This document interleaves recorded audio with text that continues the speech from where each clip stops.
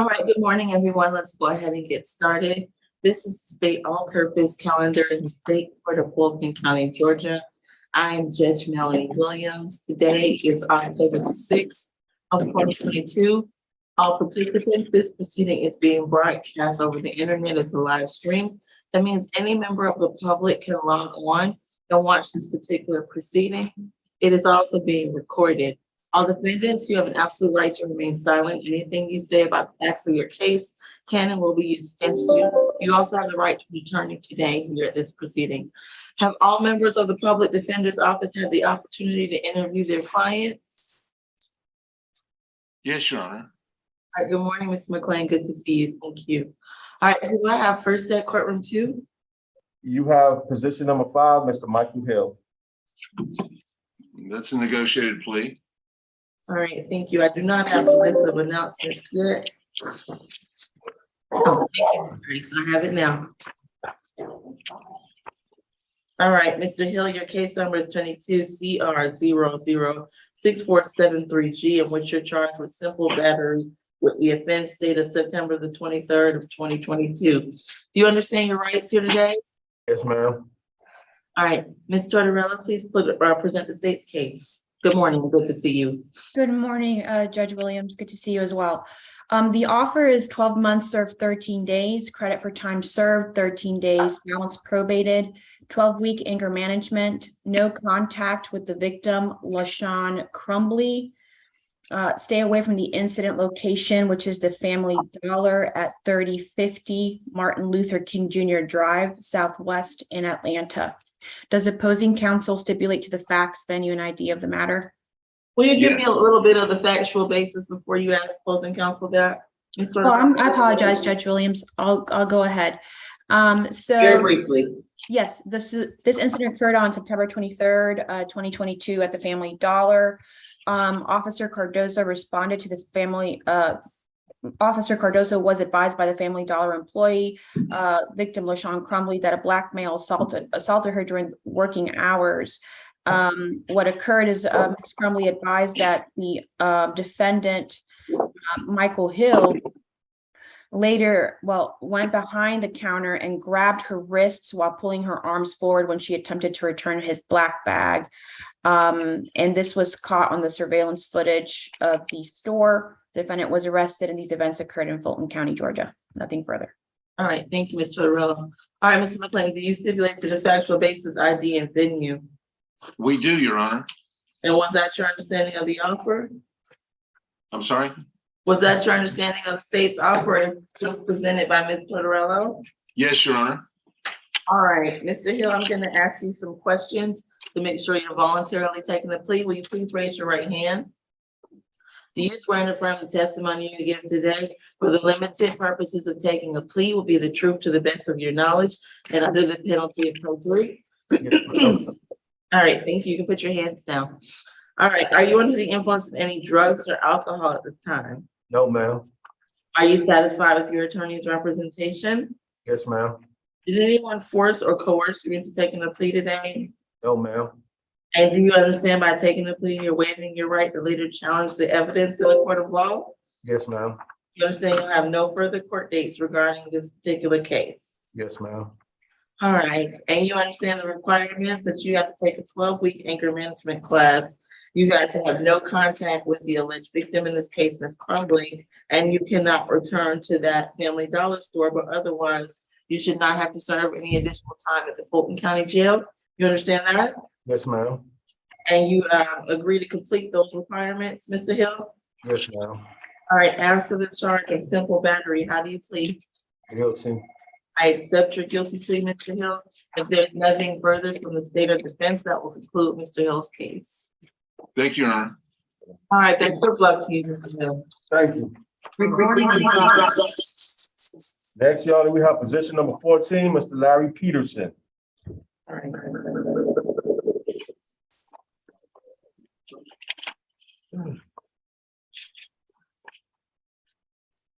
All right. All right, good afternoon. Good morning, Mr. Peterson. I'm Judge Melanie Williams. Your case is 19 CR 9888Y, in which you're charged with one count of theft by shoplifting with the offense date of December the 6th of 2019. Do you understand your rights? Yes, ma'am.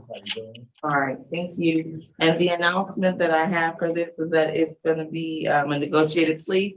Is that Correct, correct, Judge. Ellen? Yes, Judge. Good morning. Good morning, good to see you. Ms. Backus, good to see you as well. Will you please give me the state's offer? Good morning. Good to see you, Your Honor. The offer was 12 months to serve 16 days, credit for time served 8 days, balance probated, anti-theft class, and stay away from the incident location, which is Walmart, located at 6194 Old National Highway. Essentially, an officer was dispatched to that location in reference to a shoplifting. And upon arrival, he met with a loss prevention associate, and she said that she had observed the defendant concealing items without paying. And then he approached the exit to the store.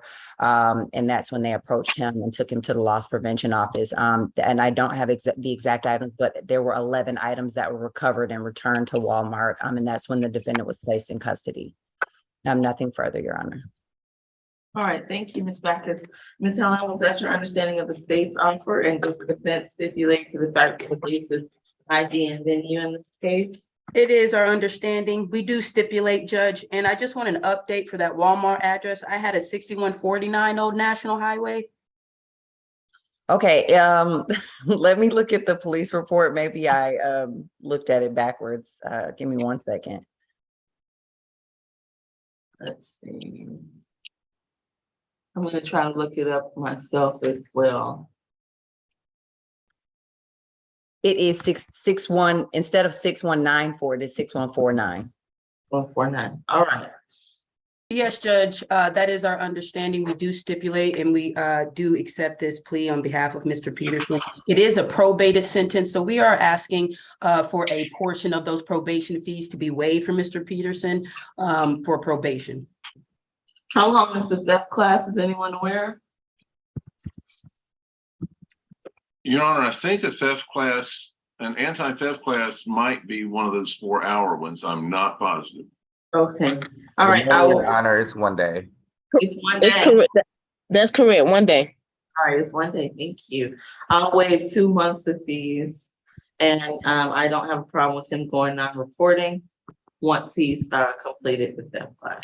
Understood, Judge. All right, Ms. Thank you. Peterson, I'm gonna ask you some questions to make sure you're voluntarily taking this plea, just as you saw me doing the last case, all right? Please raise your right hand. Do you swear and affirm the testimony you give today will be the truth to the best of your knowledge and under the penalty of perjury? Yes, ma'am. All right, you can put your hand down. Thank you. Are you under the influence of any drugs or alcohol at this time? Your Honor. Are you satisfied with Ms. Helen's representation? Yes, ma'am, I am. Did anyone force or coerce you into taking a plea today? No, ma'am. Did anyone promise you anything in exchange for taking a plea? No, ma'am. And do you understand you're not gonna have any further court dates regarding this charge? Yes, ma'am. And you're prepared to waive your right to go to court at a later date? Yes, ma'am. And you understand the requirements that you cannot return to that Walmart under any circumstances? And you also have to complete that theft class. You understand that? Yes, ma'am, I do. All right, but you shouldn't have any additional time to serve at Fulton County Jail. All right, Mr. Peterson, as the charge of theft by shoplifting, how do you plead? I plead guilty. I accept your guilty plea at this time. Is there anything further from the state or the defense? Ms. Backus, Ms. Helen? No, Judge. Nothing further. Thank you, Your Honor. All right, best of luck to you, Mr. Peterson. That concludes your case. Thank you, Your Honor. All right, who do we have next? Position 9, Mboji. That person was in Cobb County, the jail told us. Oh, well, he's currently present, Mr. McLean. Do you need a moment to speak with him? I do, and I would correct my answer till we interviewed everybody. Yeah, they just said he's not here, he's gone to Cobb. I'd be glad to go into breakout with him, Your Honor. Can we give him a call so we can keep moving? You can call the courtroom, McLean. The number is going to be 404 Okay, 612. is that, I'm sorry, is that 37404? No, it's 404 612 2392. 2392, and it's a 2 prefix. I've got it. I'll put myself on mute. All right, can we go to a case that does not belong to Mr. McLean? Perhaps one of Ms. Helen's cases. Ms. Helen, what positions do you have on the calendar? Judge, I have position 2 and then position 13 through 23. All right, is it possible for us to do one of those positions, please? Yes, that's fine, Judge. Thank you. Position 2, Mr. Fair. All right, good afternoon, good morning. I'm not used to being on in the morning. Good morning, Mr. Fair. Your case is 20 CR 004406F. And what's your charge is 1 count of obstruction and 1 count of simple battery and 1 count of simple battery family violence with the offense date of August the 16th of 2020. Do you understand your rights today? Yeah. You do, all right. Well, the announcement that I have is that this is a non-negotiated plea. Correct, Judge. And the only issue here is the FFIP, is that correct? That is correct, Judge. All right, Ms. Tartarell, please present the state's case. Yes, Your Honor. The offer is for count 1 is obstruction is 12 months or 48 days. Credit for time served 48 days, balance probated, a $300 fine. For count 2, simple battery, it will merge with count 3. For count 3, simple battery family violence, it's 12 months served 48 days. Credit for time served 48 days, balance probated, no contact with the victim, Cheryl Ellie, to stay away from the incident location at 2800 Campbellton Road, apartment 519 in Atlanta. The FVIP class, and it will run concurrent with count 1. Your Honor, this case occurred on August 15th, 2020 at the incident location. Officer Matthews of the Atlanta Police Department was dispatched to the incident location on another call. While speaking to the caller, the officer heard a loud altercation coming from apartment 519. Officers walked to the location where the arguing was coming from, and officers witnessed the male, later identified as defendant Felipe Fair, hitting the female, the victim, Miss Ellie. And then the defendant began to walk away when he saw the officer's presence. So the officers did witness the battery here, Your Honor. They were able to speak to the victim, and later on they were trying to get to the defendant. He wouldn't open the door. The victim came out. The defendant went inside the master bedroom where the officers were trying to speak to him. And the officers did hear him put furniture against the wall of the bedroom. Eventually, the defendant did come out. He was arrested. Family violence comes in, Your Honor, because both parties have a history of living together and they share a child together. To add, Your Honor, by statute, which I believe it's 19 dash, hold on, Your Honor, let me look it up for you. 19-13-16 requires that any family violence intervention, any family violence charge that a family violence class be imposed by Your Honor, unless Your Honor obviously does not see fit. But for that reason, Your Honor, we are asking for that family violence intervention program. All right, before I go to Ms. Helen, is anyone from pretrial on the Zoom conference this morning? Yes, good morning, Your Honor. Good morning, Ms. Jackson. Can I please have this defendant's history? That's Mr. Fair, Your Honor. Yes. The Mr. defendant Phillips. has 14 cycles. The defendant's last arrest was January the 20th, 2021 for obstruction of an officer and possession of a firearm by a convicted felon in possession of a firearm during commission of a felony and aggravated assault and possession of marijuana with the intent to distribute. That case appeared to be still pending, 21 CP 196914. Also, the defendant has an additional open case pending for obstruction and simple battery. That case number is 20 CR 004406 and the letter F. I do see a couple of misdemeanor. I saw a misdemeanor conviction. It's in 2002 for possession of marijuana less than an ounce, simple battery, and criminal trespassing.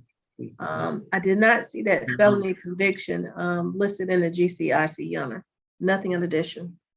Thank you, Ms. Jackson. I appreciate that. Ms. Helen, please proceed. Put that, so I need to take the B out of thought. Okay. Yes, Your Honor, this is a non-negotiated plea. As Ms. Tortorella stated, according to 1913-16, it is this court's discretion whether or not a FVIP family violence intervention program will be mandated to a client. When I went and spoke to Mr. Fair, he is agreeing to the probation. We would like to see if it will be comparable for community service because he cannot afford the 6 months, which is 1 class a week. The amount of that, Judge, I do believe is like $600 to $700. He cannot afford it. So when I spoke to him, we are petitioning this court to see if he could possibly do amount of comparable community service hours for the family violence intervention program. He agrees to stay away from Miss Ellie, agrees to stay away from that location, Judge, but we would just like something in exchange for the FVIP, which he cannot afford. And Your Honor, if I just may remind the court, he has an open aggravated assault case. It's the felony case that pretrial just placed on record where he intended to strike the victim with a vehicle. It's a different vehicle. He also has previous battery convictions. Simple battery, he pled in Fulton County State Court in 2002, and he battery family violence reduced to battery, he pled in 1998 out of Fulton County State Court. Though defense may argue it's rather remote, Your Honor, we are here today before you regarding this case, which occurred in 2020, and he has an open case which occurred in felony case which occurred in 2021, Your Honor. So the state is asking for that FVIP to stay in place in the sentencing, nothing further. Yes, Judge, I believe he's out on bond after serving 114 days for that aggravated assault. Again, he's out on bond and taking that case to a full jury trial, has not been convicted of it. Ms. Tortorella was right. Those other charges are extremely remote. So Judge, and I don't believe that they involve Miss Ellie. So we are asking for the FVIP to be exchanged for some type of comparable community service that he can do on probation. And Your Honor, just to remind the court, he was actually out on bond on this case when he committed the aggravated assault case. He was out on his $3,000 surety bond. And he was released on said bond on September 3rd, 2020. So it's implied by Georgia law, Your Honor, that the defendant not violate any laws or ordinances of the state. Your Honor, again, we're asking for that FVIP. All right. I'm looking up one thing. Give me one moment.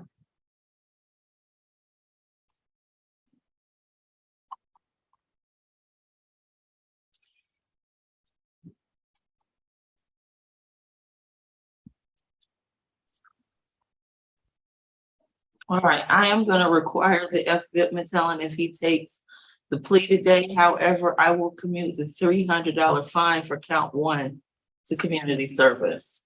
Does your client want to take that charge, take the plea today if I do so? And sure, Your Honor, how many hours of community service?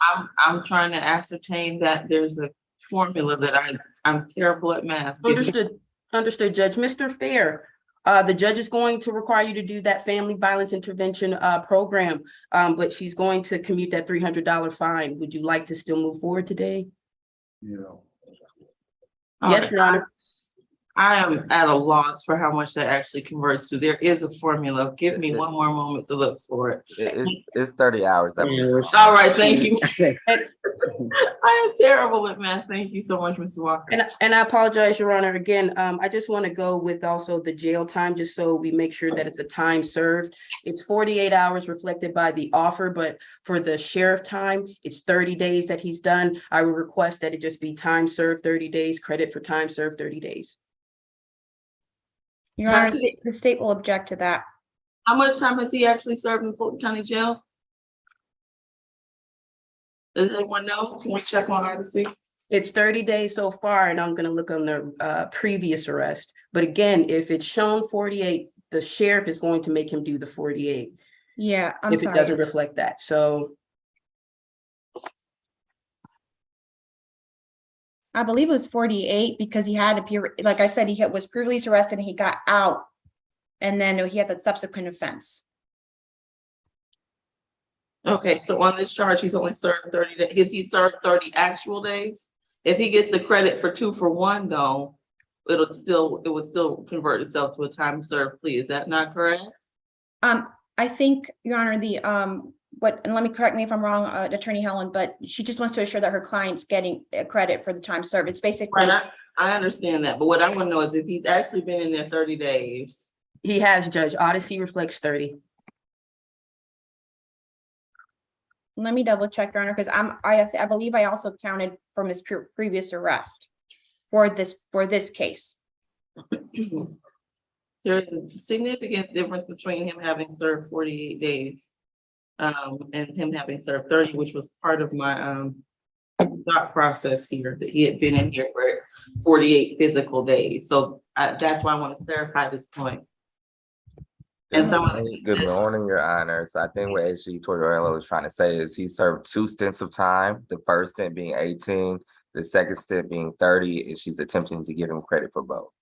Okay, I understand, but and I just want to make sure that that's actually correct, and it's not just the 30 days that Ms. Helen believes.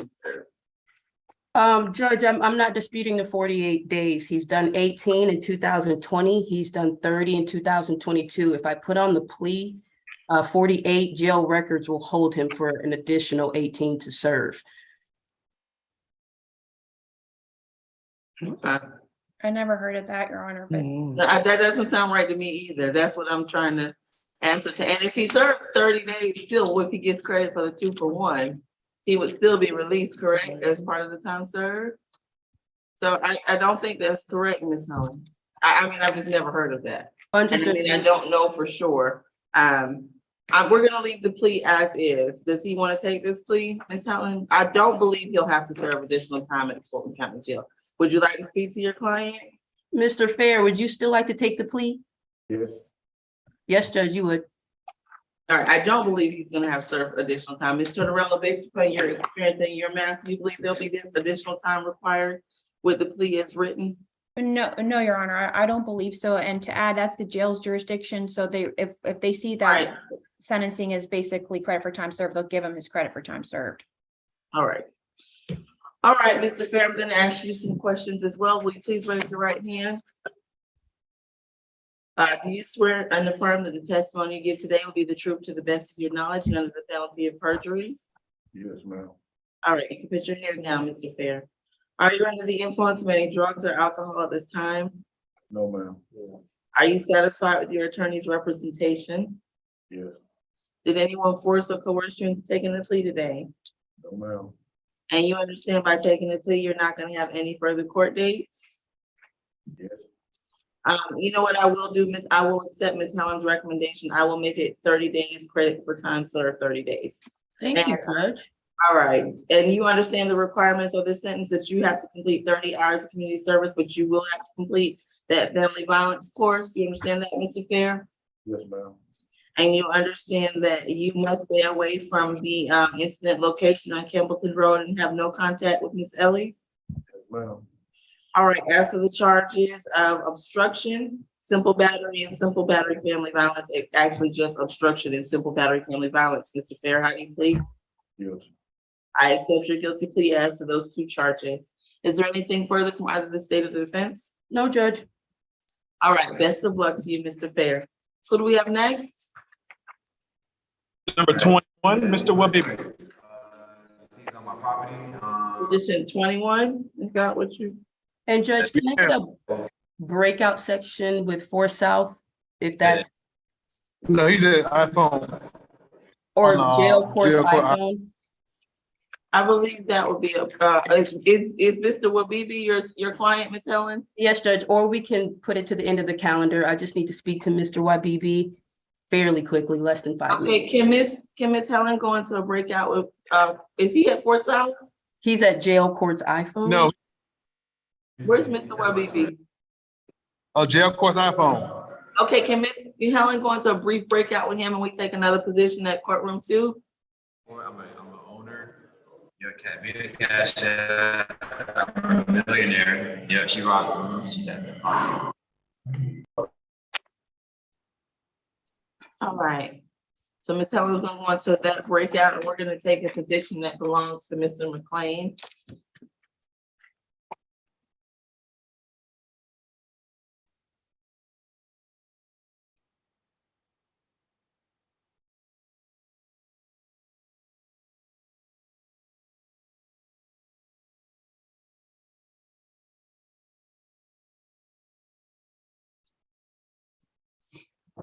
Is there another position we can take? Who do we have at Fort South?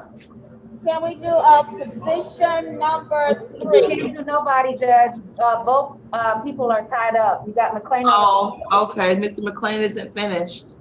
All Correct. right. Are there any private attorneys by any chance on the line? There's a Julie McReynolds, and I just tried to answer. I see on the chat for his position number. He just left, Judge. I called him to let him know his Mhm. client made bond yesterday. Oh, But we do have another, the add-on case, it was a private attorney on that one. Let me check this. okay. Position number, what, ask Mr. Jordan, what point is this? And I apologize, Judge, for interrupting. I am ready on position 21 and 22. That's going to be a reset to next Thursday, October the 13th, for a social worker visit. And that was position 21 and 22 PD. Correct. right? Correct. There's And we're resetting it. Why, Ms. Helen? You said. I'm going to have a social worker go out and visit Mr. Wabibi. All right. Is there no offer that? No offer that I believe Mr. Wabibi has the ability to accept today. All right. And a one-time reset, you believe will resolve this? Oh, yes, ma'am. One time. Okay. All right, so this case will still be reset to the October 13th SAP calendar, SAS positions 21 and 22. Your Honor, additionally, there was an attorney for Chantrice Moore. I believe she was an add-on, and Jonathan Melnick. I believe he messaged me and said that he was going to be logging off and logging back on. So he's not, I don't know if he's here right now. I don't think so. I think Mr. Jordan said that he's the one who logged off, so. Okay. All right.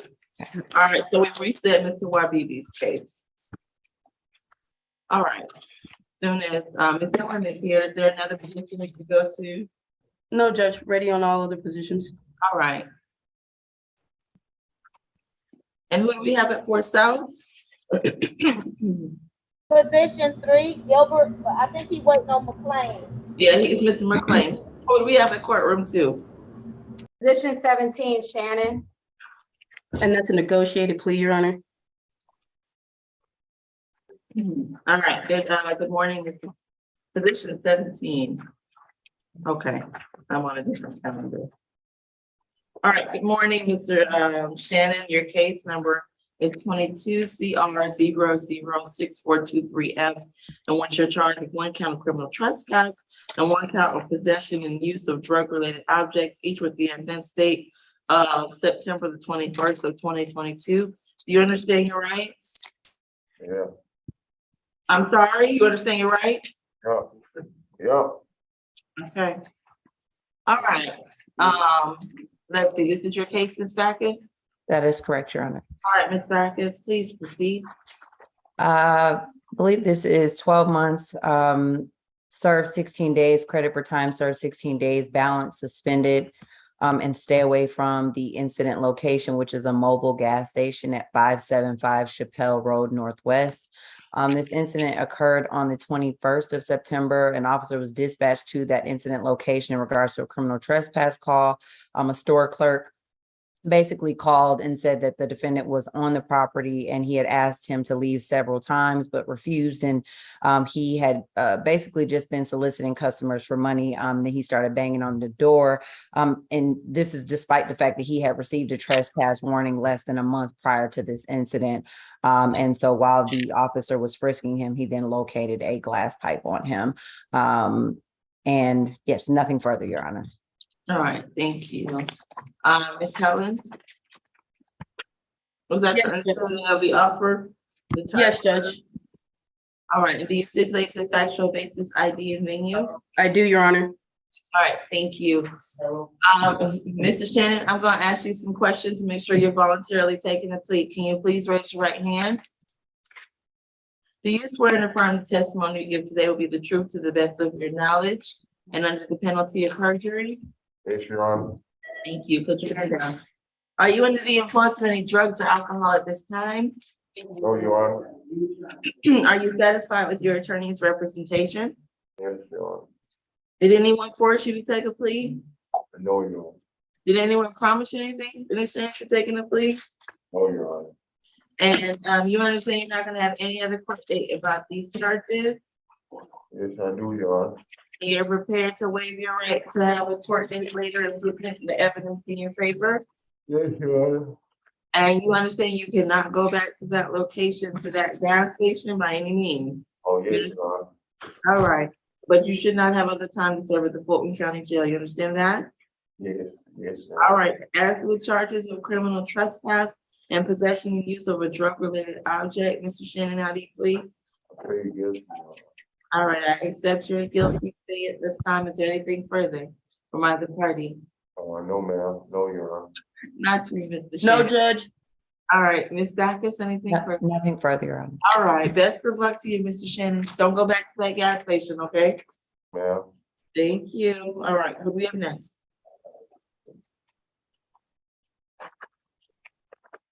Position 20, Tillingham. All right, good morning, Mr. Tillingham. I'm Judge Melanie Williams. Your case number is 22 CR 002458Y, in which you're charged with one count of battery substantial physical harm with the offense date of May the 4th of 2020. Do you understand your right? I don't know what I'm saying. I just want to make sure that I'll. You have a right to remain silent, and you have a right to an attorney. Do you understand that? Yeah. Okay. That's all I need to know at this point. The announcement I have is that this is a negotiated plea. Is that still correct? But I'm still be out on the charge. Hey, you too loud, you too loud. What position? Please, use your right to remain silent until him is position 20. Ms. Backus and Ms. Helen, is it still a negotiated plea? As I understand it. Yes, Judge. But it seems as if your client has another idea, Ms. Helen, is that correct? No, Mr. Tillman, the judge just needs you to answer yes or no according to her questions based off what we discussed, that you wanted the probation and to be released on time served, right? Yeah. Okay.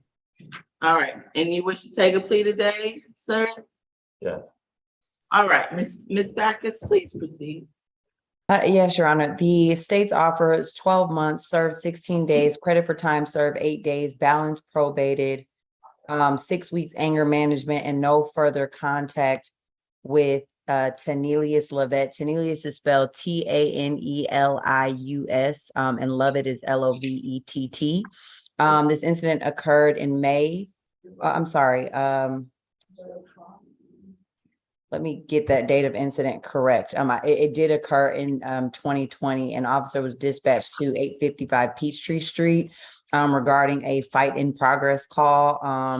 And upon arrival, the officer spoke with the victim, Mr. Lovett, as well as the defendant, and the two parties were in a verbal dispute outside of the QT gas station.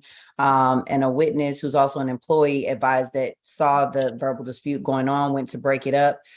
The two went their separate ways, and then the defendant returned and threw a rock at the store employee, but missed and hit Mr. Lovett in the right leg, which caused a visible injury. And at that time, Mr. Lovett said that he did want to press charges, and this was all in video footage as well, Your Honor. And so the state's nothing further from the state. Thank you, Ms. Backus. Ms. Helen, was that your understanding of the offer, and do you stipulate to the factual basis ID and venue?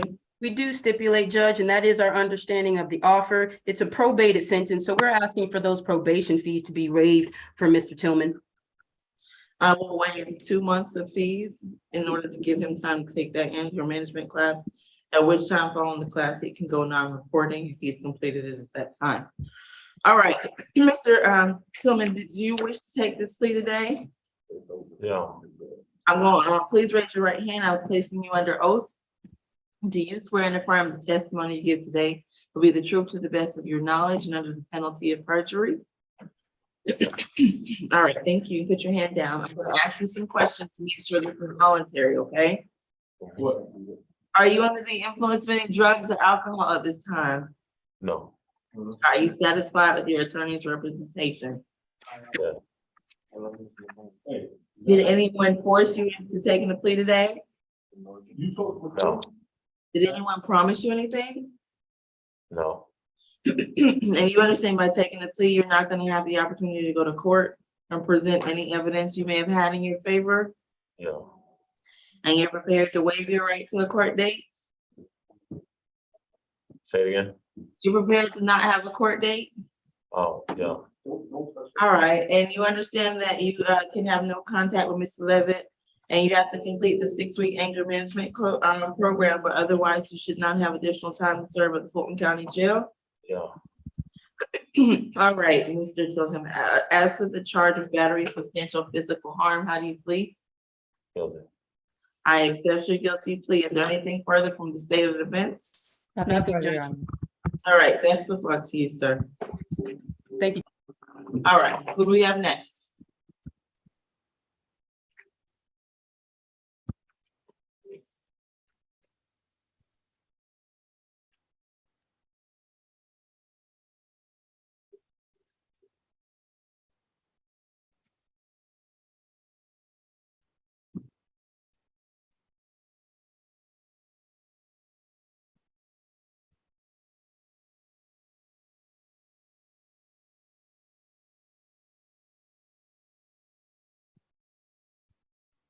Position 15, Parker. All right. Good morning, Mr. Parker. Come on. Your case, no, let's see. Your case number is 22 CR 006-422F. And once you're charged with simple battery family violence with the offense date of August the 18th of 2022, do you understand your right? You understand your rights? Yeah, ma'am. All right, thank you. The announcement I have is that this case is gonna be arraigned. Does that mean that there's no offer at this time that your client was willing to accept, Ms. Ellen? That's correct, Judge. It's gonna be arraigned and requesting a bond hearing. All right. All right, and Ms. Backus, just for the record, will you please put the estate offer at this time, if there is one, onto the record?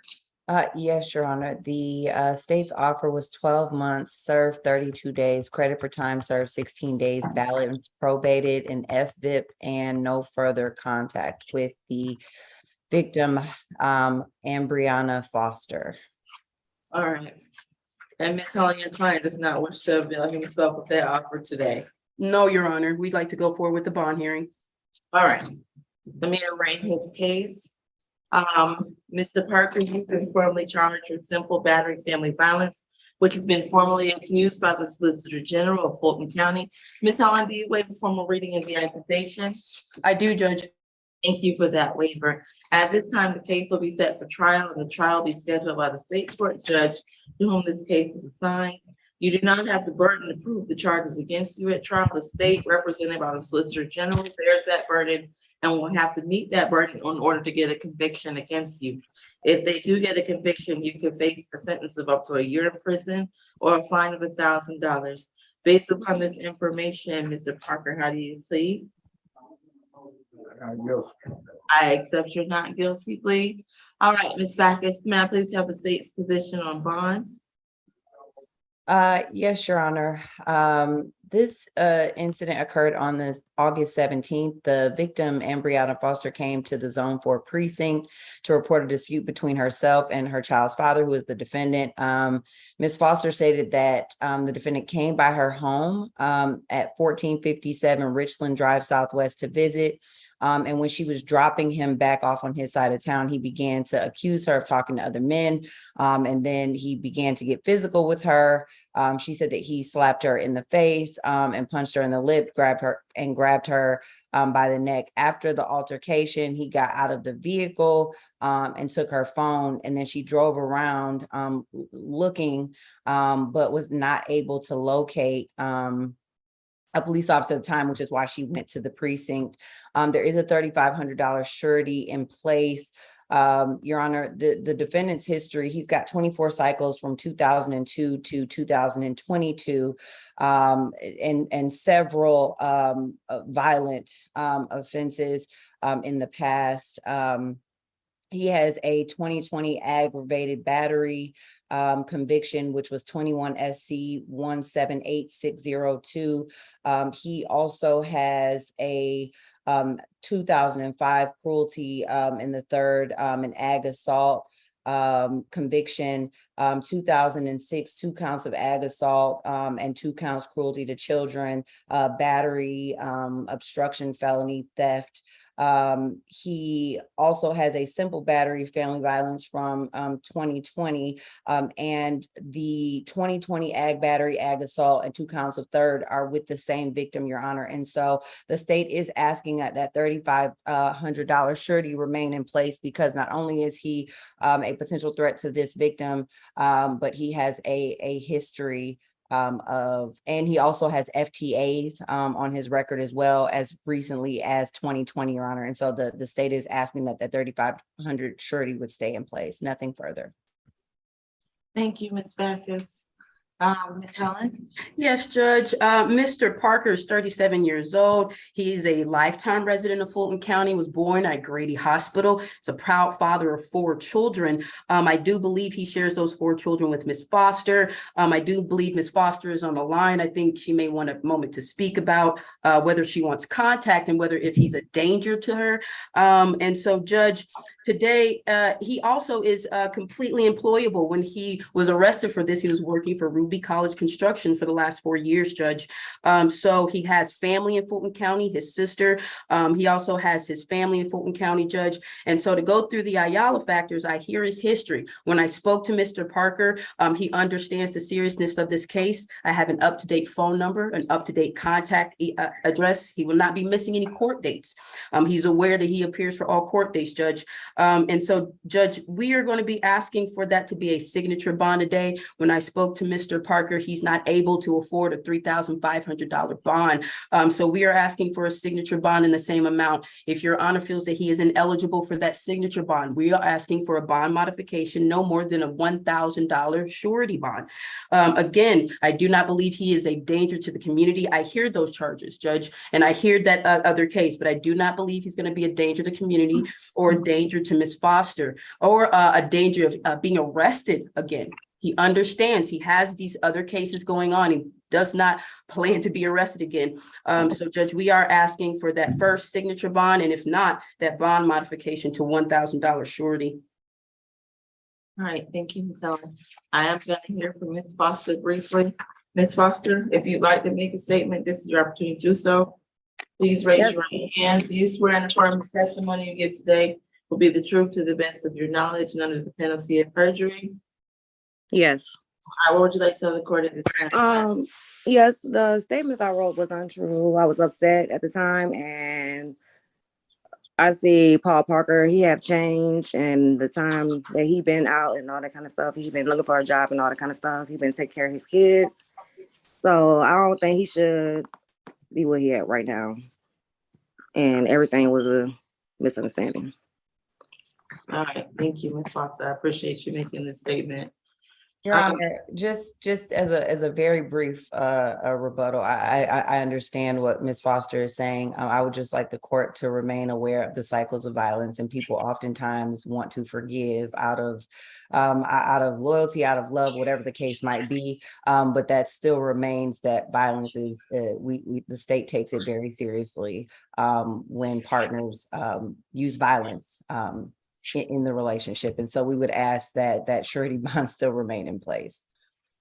All right, thank you. At this time, Mr. Parker's bond will remain as set. Thank you, Your Honor. All right, best of luck to you, sir. Who do we have next? We have position number 18, Mr. Taylor. All right, good morning, Mr. Mr. Taylor, your case number 22 CR 003629B, in which you're charged with one count of theft by taking with the offense date of June the 8th of 2022. Do you understand your rights? Yes, ma'am. All right, let's see, what the announcement I have is that this is a negotiated plea as well. Is that still correct? That is correct, Judge. All right, Ms. Backus, please proceed. Yes, Your Honor. The state's offer is 12 months, served 241 days, credit or 242 days, credit for time served 121 days, balance suspended, and no further contact with the victim, Shaquetta Corbin. Shaquetta is spelled Chaquetta. This incident occurred on June 8th of this year. Basically, while working at the Fulton County Jail, Officer Corbin noticed that her bag, her personal bag that she brings to work, was missing. And so she looked at the security cameras in the intake area and saw the defendant, who was on the phone at the time. He got off the phone, walked into the booking area, which is an unauthorized area for inmates. And so after viewing the camera, she then went to the housing unit where he was housed and questioned him about taking the bag, to which he admitted taking the bag. He saw some items in the bag that he wanted. The bag was later found in his cell, but her handcuff keys and her medicine was no longer in the bag, Your Honor. Nothing further. All right, Ms. Helen, was that your understanding of the offer? And do you stipulate the factual basis, ID, and venue? We do stipulate, Judge, and we do accept this offer. All right. Seeing as though Ms. Corbin is an officer there in the Fulton County Jail, is it likely that he'll be able to stay away from her? Is that possible? Your Honor, I just thought about that. We can take the no contact off. I mean, I think and he should not, I agree, but I just don't know about how practical that would be. No, I understand. I completely understand. So we'll eliminate the no contact. All right. Mr. Taylor, I'm gonna ask you some questions to make sure you're voluntarily taking a plea to the charge of theft by taking, okay? Yeah, ma'am. Please raise your right hand. Do you swear and affirm the testimony you give today will be the truth to the best of your knowledge and under the penalty of perjury? Yeah, ma'am. All right. Let's see, are you under the influence of any drugs or alcohol at this time? No, ma'am, not at this time. Are you?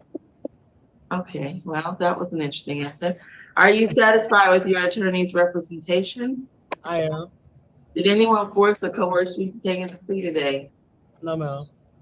And do you understand that by taking the plea, you're giving up your right to a court date for this particular charge, and you will not have the opportunity to present any evidence in your favor? Yeah, ma'am. I am prepared to waive that right. Yes, ma'am.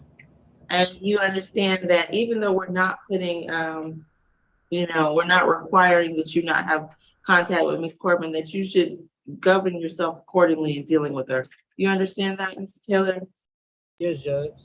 All right, as to the charge of theft by taking, Mr. Taylor, how do you plead? How do you plead, Mr. Taylor? Oh, guilty. I'm guilty. Yeah. I accept your guilty plea. Is there anything further from the state or defense? No, Your Honor. Nothing further. All right, best of luck to you, Mr. Taylor. Thank you, Judge. Thank you. Position number 3, Mr. Gilbert.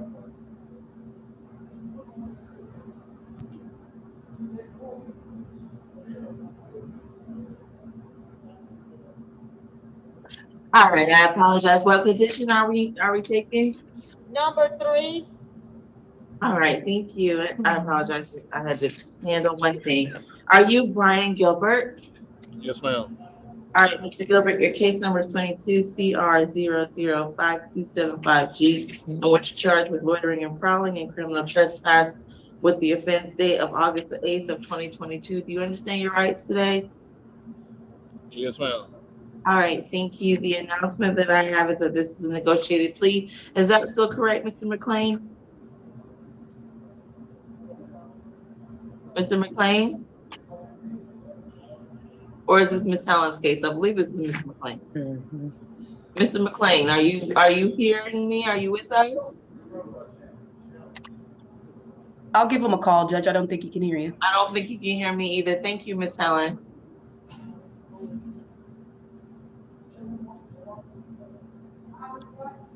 All right.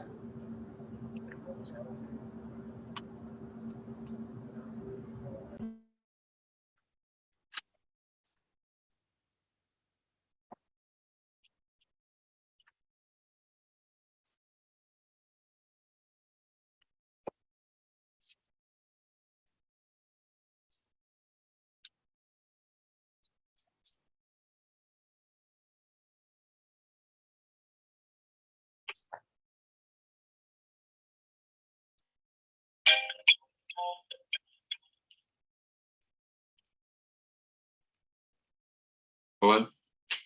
Okay,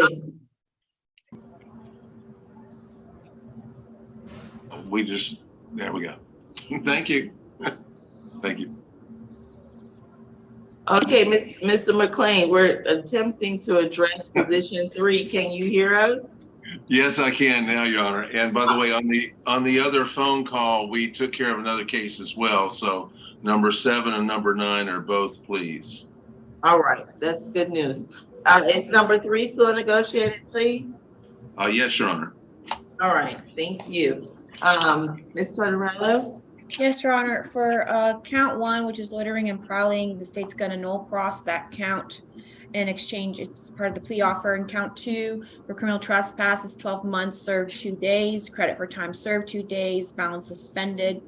And to stay away from the incident location at 741 Morosco Drive, that's M as in Mary, O, R as in Robert, O, S as in Sam, G, O, Drive Northeast, Unit 2212 in Atlanta. Your Honor, this incident occurred on August 8th, 2021 at the incident location. Officer Jay Young of the Atlanta Police Department responded to a criminal trespass call at the incident location. Upon the officer's approach, he met and spoke with the property manager, Mr. Colin Russell, who said he was doing a tour with the family inside of a vacant apartment when he realized there was a homeless Black male, defendant Brian Gilbert, sleeping inside with all of his belongings inside the incident location. And the back door of the apartment did have slight damage. We attempted to contact the victim for restitution, but have not heard of any restitution. So we are not asking for restitution in this matter, and nothing further from the state. All right, thank you. Ms. McLean, was that your understanding of the offer? And do you stipulate to the factual basis ID and venue? Right. We do understand it is a simple time served, balance suspended plea, and we do so stipulate. All right. Mr. Gilbert, I'm going to ask you some questions to make sure you're taking this plea voluntarily, okay? Please raise your right hand. Do you swear and affirm the testimony you give today will be the truth to the best of your knowledge and under the penalty of perjury? Yes, ma'am. All right, thank you. You can put your hand down. Are you under the influence of any drugs or alcohol at this time? No, ma'am. Are you satisfied with your attorney's representation? Yes, ma'am. Did anyone force or coerce you into taking a plea today? No, ma'am. And you understand you'll not have any further court date where you could have presented some evidence in your favor regarding this charge? No, ma'am. And you're prepared to give up your right to a court date? Yes, ma'am. And you understand that even though the time served at the Fulton County Jail will close your case, you cannot return to that address on Morosco Drive. You understand that? Yes, ma'am, I do. All right, as to the charge of criminal trespass, Mr. Gilbert, how do you plead? Guilty. I accept your guilty plea. Is there anything further from either party? No, Your Honor. All right, best of luck to you, Mr. Gilbert. That concludes your case. All right, who do we have next? Position 19, Thomas.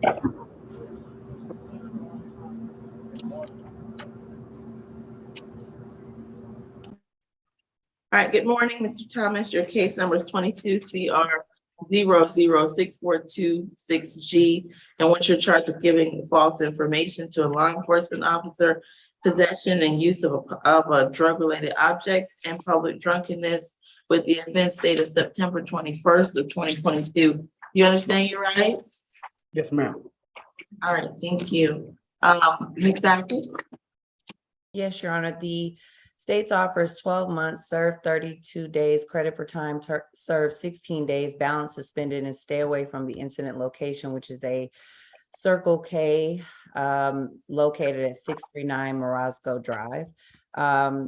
On that date of incident, an officer was patrolling that area and he witnessed a male drinking a beer outside. And so the officer approached and asked if the male had ID on his person, which he said no. And then when he was asked to ID himself, he gave a name and a date of birth of 12/19/82. Officer tried to verify that person, came back not in the system. And then the officer was eventually able to ascertain that his birthday was 12/19/68. And so he was placed into custody. They did find a pipe on him. And the officer noted that he basically had alcohol in his breath and words were slurred and eyes glassy. And then he became upset and began yelling, cussing out the officer. And so that is the factual basis, Your Honor. Nothing further. All right, thank you. Ms. Helen, was that your understanding of the offer, and do you stipulate to the factual basis ID and venue? We do stipulate, Judge, and that is our understanding of the offer. All right, Mr. Thomas, I'm gonna ask you some questions. Will you please raise your right hand? Do you swear and affirm the testimony you give today will be the truth to the best of your knowledge and under the penalty of perjury? All right, can he be unmuted, please? Thank you. Thank you. All right, Mr. Thomas, are you under the influence of any drugs or alcohol? No, ma'am. Are you satisfied with your attorney's representation? Yes, I am. You understand that by taking the plea today, you're waiving your right to challenge the evidence against you in the court of law? Yes, I do. And you're prepared to give up that right? Yes. And you understand that even though you won't have additional time to serve in Fulton County Jail, you must stay away from the Circle K location? Yes, I do understand.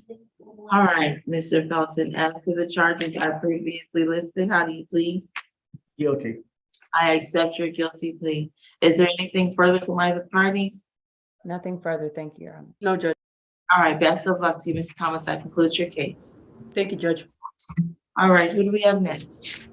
Position number 23, Mr. Williams.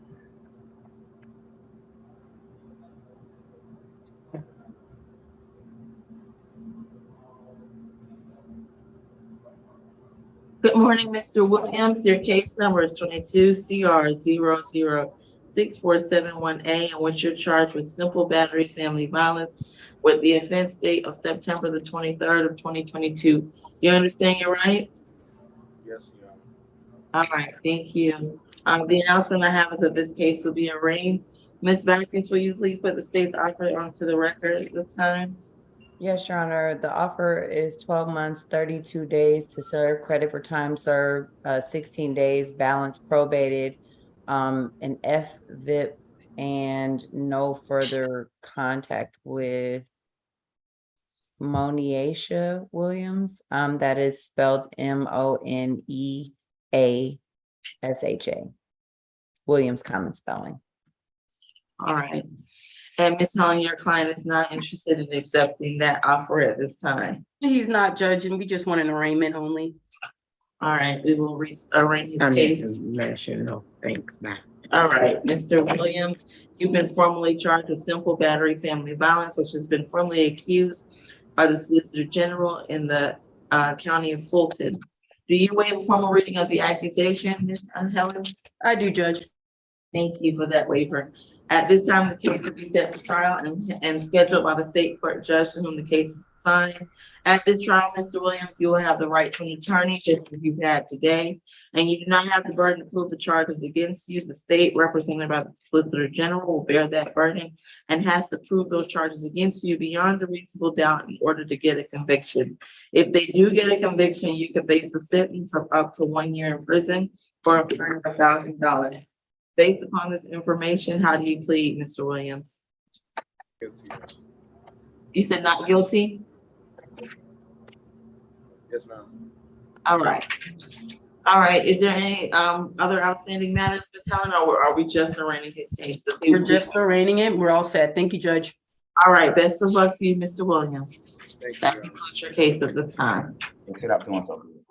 Good morning, Your Honor. This is the South Annex. I have add-on 1, Ms. Chantrice Moore for Mr. Melnick. Perfect, thank you so much. And the ladies over here has to get their rights read. All right. Good morning, all defendants at the South Annex. I'm Judge Melanie Williams.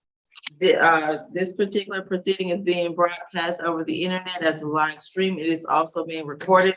That means any member of the public can log on and watch this proceeding. You have an absolute right to remain silent. Anything you say regarding the facts of the case can and will be used against you. You also have a right to an attorney today. When I call each of you up, I will ask you if you understand those rights. Ms. Moore, you're with us now. Your case is 20 CR 0030798. And what you're charged with a brake light or turn signal violation, giving false information, escape, obstruction, driving while a license was suspended, and giving false information. Do you understand the rights? I just read them to you. Yes, ma'am. All right, thank you. The announcement that I have for this case, I don't have an announcement for this add-on. So I'll ask you, It's a negotiated plea, Judge. it's a negotiated plea, Mr. Melnick? Okay, thank you. All right, Ms. Backus, is this your case? Yes, Your Honor. The state's offer is on the 2 counts of giving false info, obstruction, and suspended license. That's just going to be time served. And then we have agreed to null pros the brake light and escape. This incident occurred in March of 2020. An officer made a traffic stop around the Princeton Lakes area for a brake light violation. The driver, who's the defendant, presented a false name and date of birth, and upon running, given the photograph that returned was a different person. Once confronted, the defendant did admit that her name was Chantrice Moore, and she said that she had given false info because she thought her license might be suspended. Upon running her correct information, she did have a suspended license, but also a confirmed warrant out of Cobb County for a probation violation. Once she was in the patrol car, she did slip out of the handcuffs, reached out of the window, opened the door, and she was fleeing across Camp Creek Parkway as traffic was approaching. And so the officer chased after her, noted that they both almost got hit by vehicles. And after a lengthy chase was finally able to catch her, but she was resisting at that time. And that's the factual basis, Your Honor, and nothing further. Thank you, Ms. Backus. How much time has she served in Fulton County jail? I'm looking up her jailing screen right now. Give me one moment. I have 7 days, so I'm assuming it will be credit for the 7 days. Yes. Yes. That's correct. All right. Mr. Melnick, was that your understanding of the offer? And do you stipulate to the factual basis, ID, and venue? Yes, Your Honor. All right, Ms. Moore, I'm going to ask you some questions to make sure you're voluntarily taking this plea, okay? Yes, ma'am. Please raise your right hand. Do you swear and affirm the testimony you give today will be the truth to the best of your knowledge and under the penalty of perjury? Yes, ma'am. Thank you. You can put your hand down. Are you under the influence of any drugs or alcohol at this time? No, ma'am. Are you satisfied with Mr. Melnick's representation? Yes, ma'am. Did anyone force or coerce you into taking a plea today? No, ma'am. And you understand that by taking a plea, you will have no further court dates regarding this charge? Yes, ma'am. And you're willing to waive your right to a court date? Yes, ma'am. Yes, all right. I just want to make sure that you understand that there's no other court dates happening. You Yes, understand ma'am. that? All Yes, right. ma'am. And you understand that the time you served in Fulton County Jail will close your case? Yes, ma'am. All right, as to the charges of giving false information, obstruction, and suspended license, Ms. Moore, how do you plead? Guilty? Yes, I accept your Okay. guilty. Is there anything further from either Ms. Backus or Mr. Melnick? Just to give an update, Your Honor, I did check the jailing screen. I believe it's 9 days. And I want to make sure that the appropriate person, I believe ASG Harmon submitted a null pros for the brake light and escape, but I just want to make sure you guys have it. And if not, I can send it. Please send it to, just resend it to Ms. Grace, just to make sure that I have it. for Sounds myself. good. Will do. Thank you, Ms. Backus. All right, I believe that will conclude Ms. Moore's case. Mr. Melnick, does that conclude your business with the court today? It does, Judge. Thank you. So it's, All right, it's you can 9 leave. days, Judge. I'm sorry? 9 days. Nice. All right, that's the rest of Ms. Moore. Thank Thank you. Your Honor. Thank you. Position 10, Mr. New. All right. Your Honor, that's simply a not guilty. He has a copy and I read to him a copy at the jail, and I believe I handed him a copy of the accusation. Bond is not a problem, so I'm not, so he's just not guilty. All right. Mr. New, your case 22 CR 006421E. I will not sound the charge at this time, but the offense date is September the 21st of 2020. You've been formally charged with this, and this has been formally accused by the Solicitor General of Fulton County. Mr. McLean, do you waive a formal reading? We do. All right, at this time, Mr. New, your case will be set for trial, and trial will be scheduled by the state court judge to whom the case is assigned. At this trial, you will have a right to an attorney, just as you've had today. You do not have the burden to prove the charges against you. The state, represented by the Solicitor General, bears that burden. If they do get a conviction against you, you can face a sentence of up to a year in prison or a fine of $1,000. Excuse me. Based upon this information, Mr. New, how do you plead? Not guilty. I accept you're not guilty. At this time, the case will be reset for trial. Mr. McLean, you said bond is not an issue? Bond's not an issue. We're fine. All right. Best of luck to you then, Mr. New. All right, who do we have next? Position 8, Knight.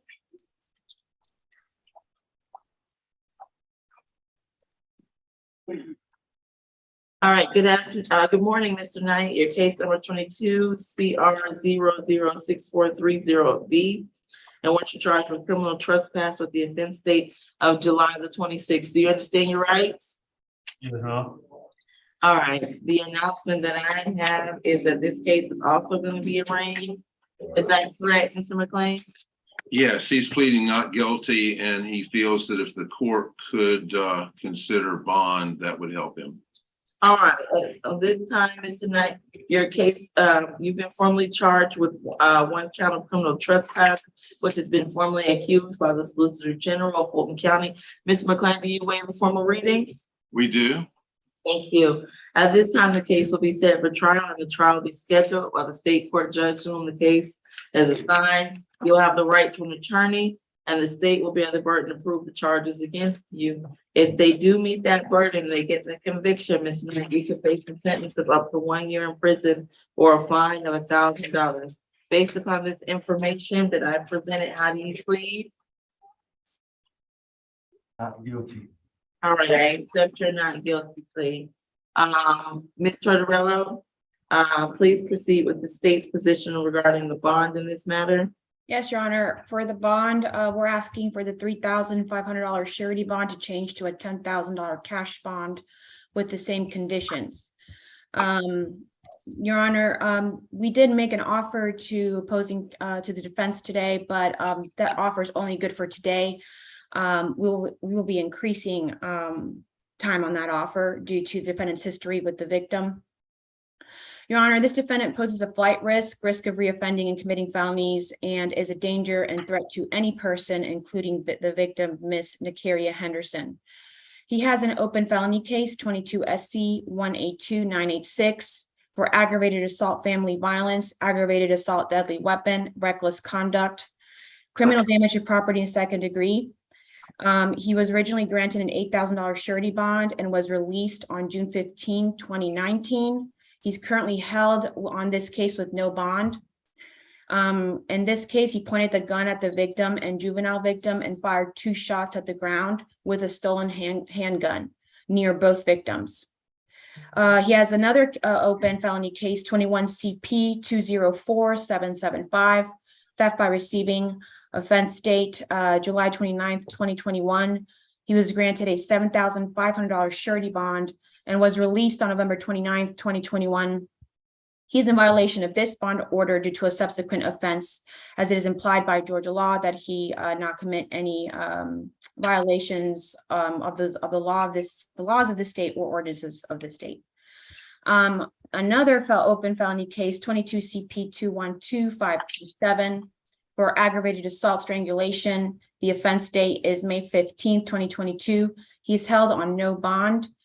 Defendant placed his hands around Ms. Henderson's neck, which is the victim in the case before the court today, depriving her of air, causing visible marks upon her neck.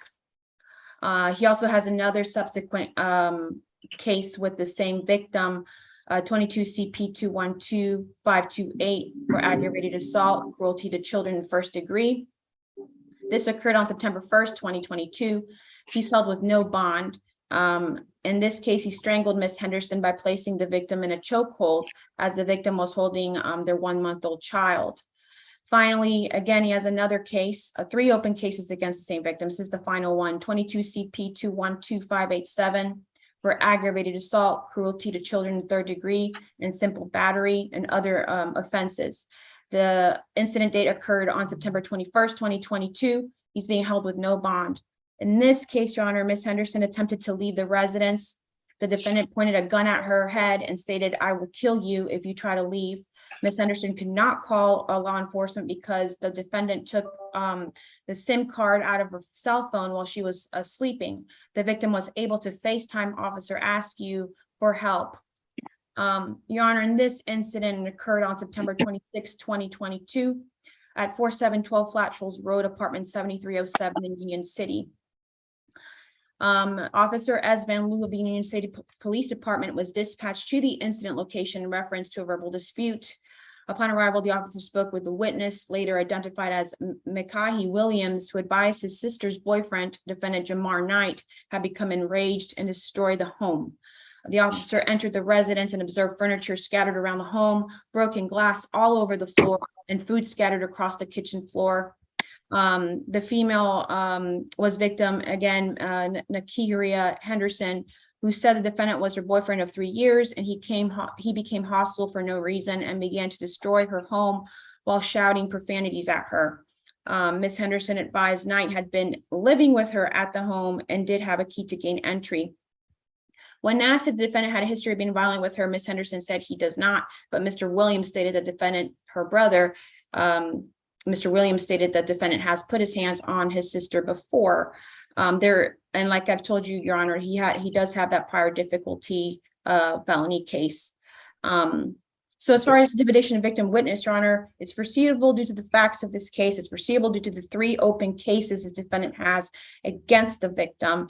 And the fact that, Your Honor, the victim lied to police when asked if the defendant had been violent towards her before is indicative that she is in fact intimidated. Her brother had to speak up on behalf of her sister and stated, yes, he did have prior violent history with her. This is indicative of the cycles of violence, Your Honor. The add, he has 8 cycles in Georgia. And for that reason, Your Honor, alone, we're asking for that $3,500 surety bond to change to a cash bond, $10,000 cash bond on this matter. Nothing further. All right, thank you. Mr. McLean. Your Honor, he was going to ask the court, or is asking the court, for a reduction of the $3,500 surety bond to the neighborhood of $1,500 to $2,000 on the surety bond, which would help him financially try to make that. The practicalities of the other matters, he's innocent until proven guilty and has maintained his innocence. Thank you. All right, thank you. At this time, the bond will remain in set. All right, is there anything further regarding tonight's case? No, Your Honor. Nothing further from the state. All right, best of luck to you, sir. All right, who do we have next? Add-on 3. Position add-on 3. Okay, add-on 3. All right, are you Natasha Pompoulos? Yes. All right, good morning. Your case is 22 CR 0063168, in which you're charged with unsafe vehicle or equipment, driving under the influence of alcohol, and driving improper erratic lane change. With the offense date of September the 18th of 2022. You understand your rights? Yes. All right, thank you. Ms. Backus? Yes, Your Honor, the state's offer was 12 months, 34 days to serve, credit for time served 17 days, balance probated, a $600 fine, risk reduction, ADET, 40 hours of community service, and victim impact panel. This incident occurred on August 18th, or maybe, I'm sorry, September 18th of this year. The defendant was operating a motor vehicle. The officer recognized that the equipment was not in good working order. The front passenger tire was not inflated and was dislodged from the rim. The tire, I'm sorry, 1 second, Your Honor, I'm just trying to, on top of that, the officer did notice that during the stop that the defendant's eyes were red and watery and her speech was slurred. Also noticed the odor of alcohol on her breath. And so when the officer conducted the field sobriety, did say that she was unsteady on her feet, having difficulty walking, standing still, swaying from side to side, and front, back and forth. And so based on his experience, he did believe that she was impaired to the point where she was not safe to be operating a motor vehicle on the road. That is the factual basis, Your Honor, nothing further. Thank you, Ms. Backus. Ms. Helen? And Judge, yes, this is a negotiated plea for positions 3 and 4. They were just reset from Tuesday. South Annex didn't have internet. So yes, Judge, that is the plea that we understand and we take. It is a probated sentence. We're just asking if just the last 2 months of those probation fees can be waived for Mrs. Pompous. All right, I will waive 2 months of fees to give her time to complete the requirements. Thank you, Judge.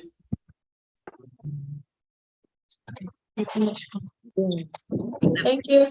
Is this an account B to DUI charge?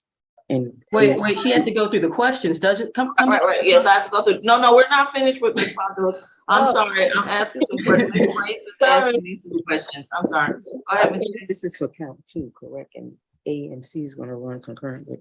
Oh, okay. Yeah. I'm sorry, Ms. Backus, to clarify, the sentence recommendation applies to the DUI. What is the state's position for unsafe vehicle equipment and the improper lane change? Will it be the same, running concurrent? So on those, it can be time served. On the DUI, that is where the. Okay, so you're saying times, and how long has she served in the Fulton County Jail? 17? I believe 17 days, so 34-17. Okay, that was our point of clarification. Thank you. All right, I'm gonna ask you some questions, Ms. Pompous. Please raise your right hand. Do you swear and affirm the testimony you give today will be the truth to the best of your knowledge and under the penalty of perjury? Yes. All right, you can put your hand down. Are you under the influence of any drugs or alcohol at this time? No. Are you satisfied with your attorney's representation? Yes. Did anyone force or coerce you into taking this plea? No, ma'am. And do you understand that by taking the plea, you're waiving your right to challenge evidence in a court of law? Yes. And you're waiving your right to go to court. You'll have no other court dates. You understand that? Yes. And you understand the requirements of the sentence? Yes. And you are willing to comply with each of those requirements, correct, Ms. Pompous? Yes, ma'am. All right, as the charges are previously listed in your case, how do you plead? I'm guilty. I accept your guilty plea at this time. Is there anything further from the state or the defense? Nothing further, Your Honor. All right. That's Thank now, Ms. Pompous. Thank you. Thank you. All right, who do we have next? Position 9, Boji. Okay. Good afternoon, Mr. Moji. Your case number is 19 CR 009074C, in which you charge possession of a pistol or revolver by a person under the age of 18.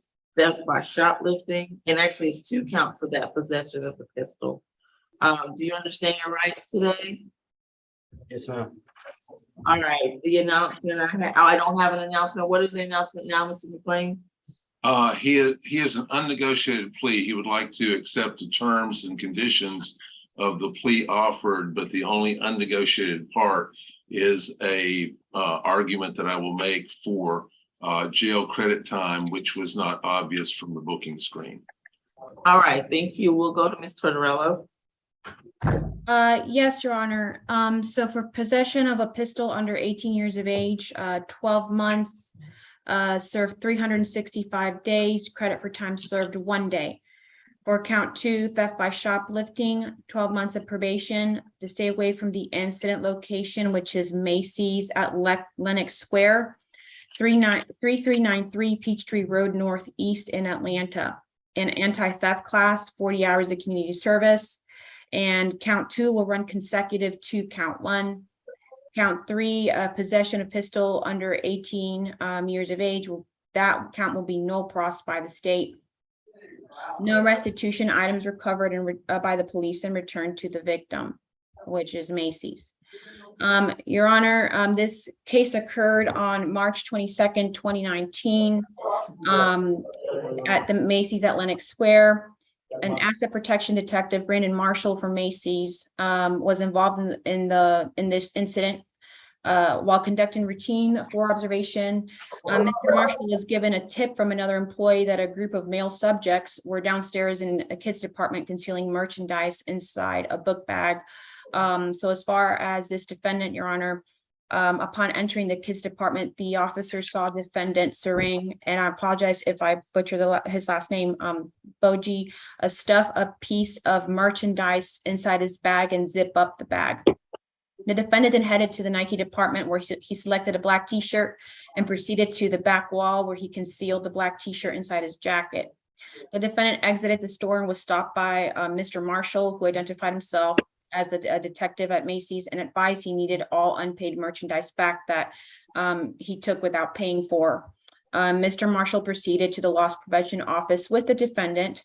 Once in loss prevention, Mr. Marshall informed the defendant he would be conducting a pat-down search for safety. While performing the pat-down search, the black shirt inside the jacket was recovered. Mr. Marshall then proceeded to check the defendant's backpack and recovered Macy's merchandise from the kids department. And upon further search, a loaded handgun in the bottom of the bag was discovered. The handgun was removed and placed into a safe location. After the merchandise was recovered, it was a total of $199. The Atlanta police then got involved. Officer Anthony and Sergeant James arrived and took the defendant and his co-defendant into custody. Before leaving the property, Officer Anthony and Sergeant James performed another pat down and discovered a second handgun tucked between the private areas of the defendant. And these events did occur in Fulton County, Georgia. Your Honor, as far as the jail time, we're also considering the fact that after this case, he subsequently has an open a vehicle, a hijacking case where he used a gun and he pointed at the victim to take the vehicle. So for that reason, Your Honor, the state's not inclined for giving him credit for the time he served on his subsequent hijacking case. He only served 1 day for this case, then was released and subsequently committed his felony case. Nothing further. All right, thank you, Mr. McLean. Your Honor, the current booking screen does not show the case on our calendar. The bond did not get revoked at the time.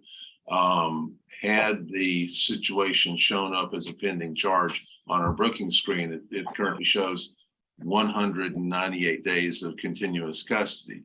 So as a practical matter, considering the seriousness of this charge, considering the fact that he's represented by counsel and working on the other case and presumed innocent, as a practical matter, if it is to the public's benefit that he take a 40-hour community service condition, if it is to the public's benefit that he learn what is to be learned in an anti-theft class and be on probation, then as a practical matter, there's no reason not to give him the credit now. The other case is really in control of his freedom.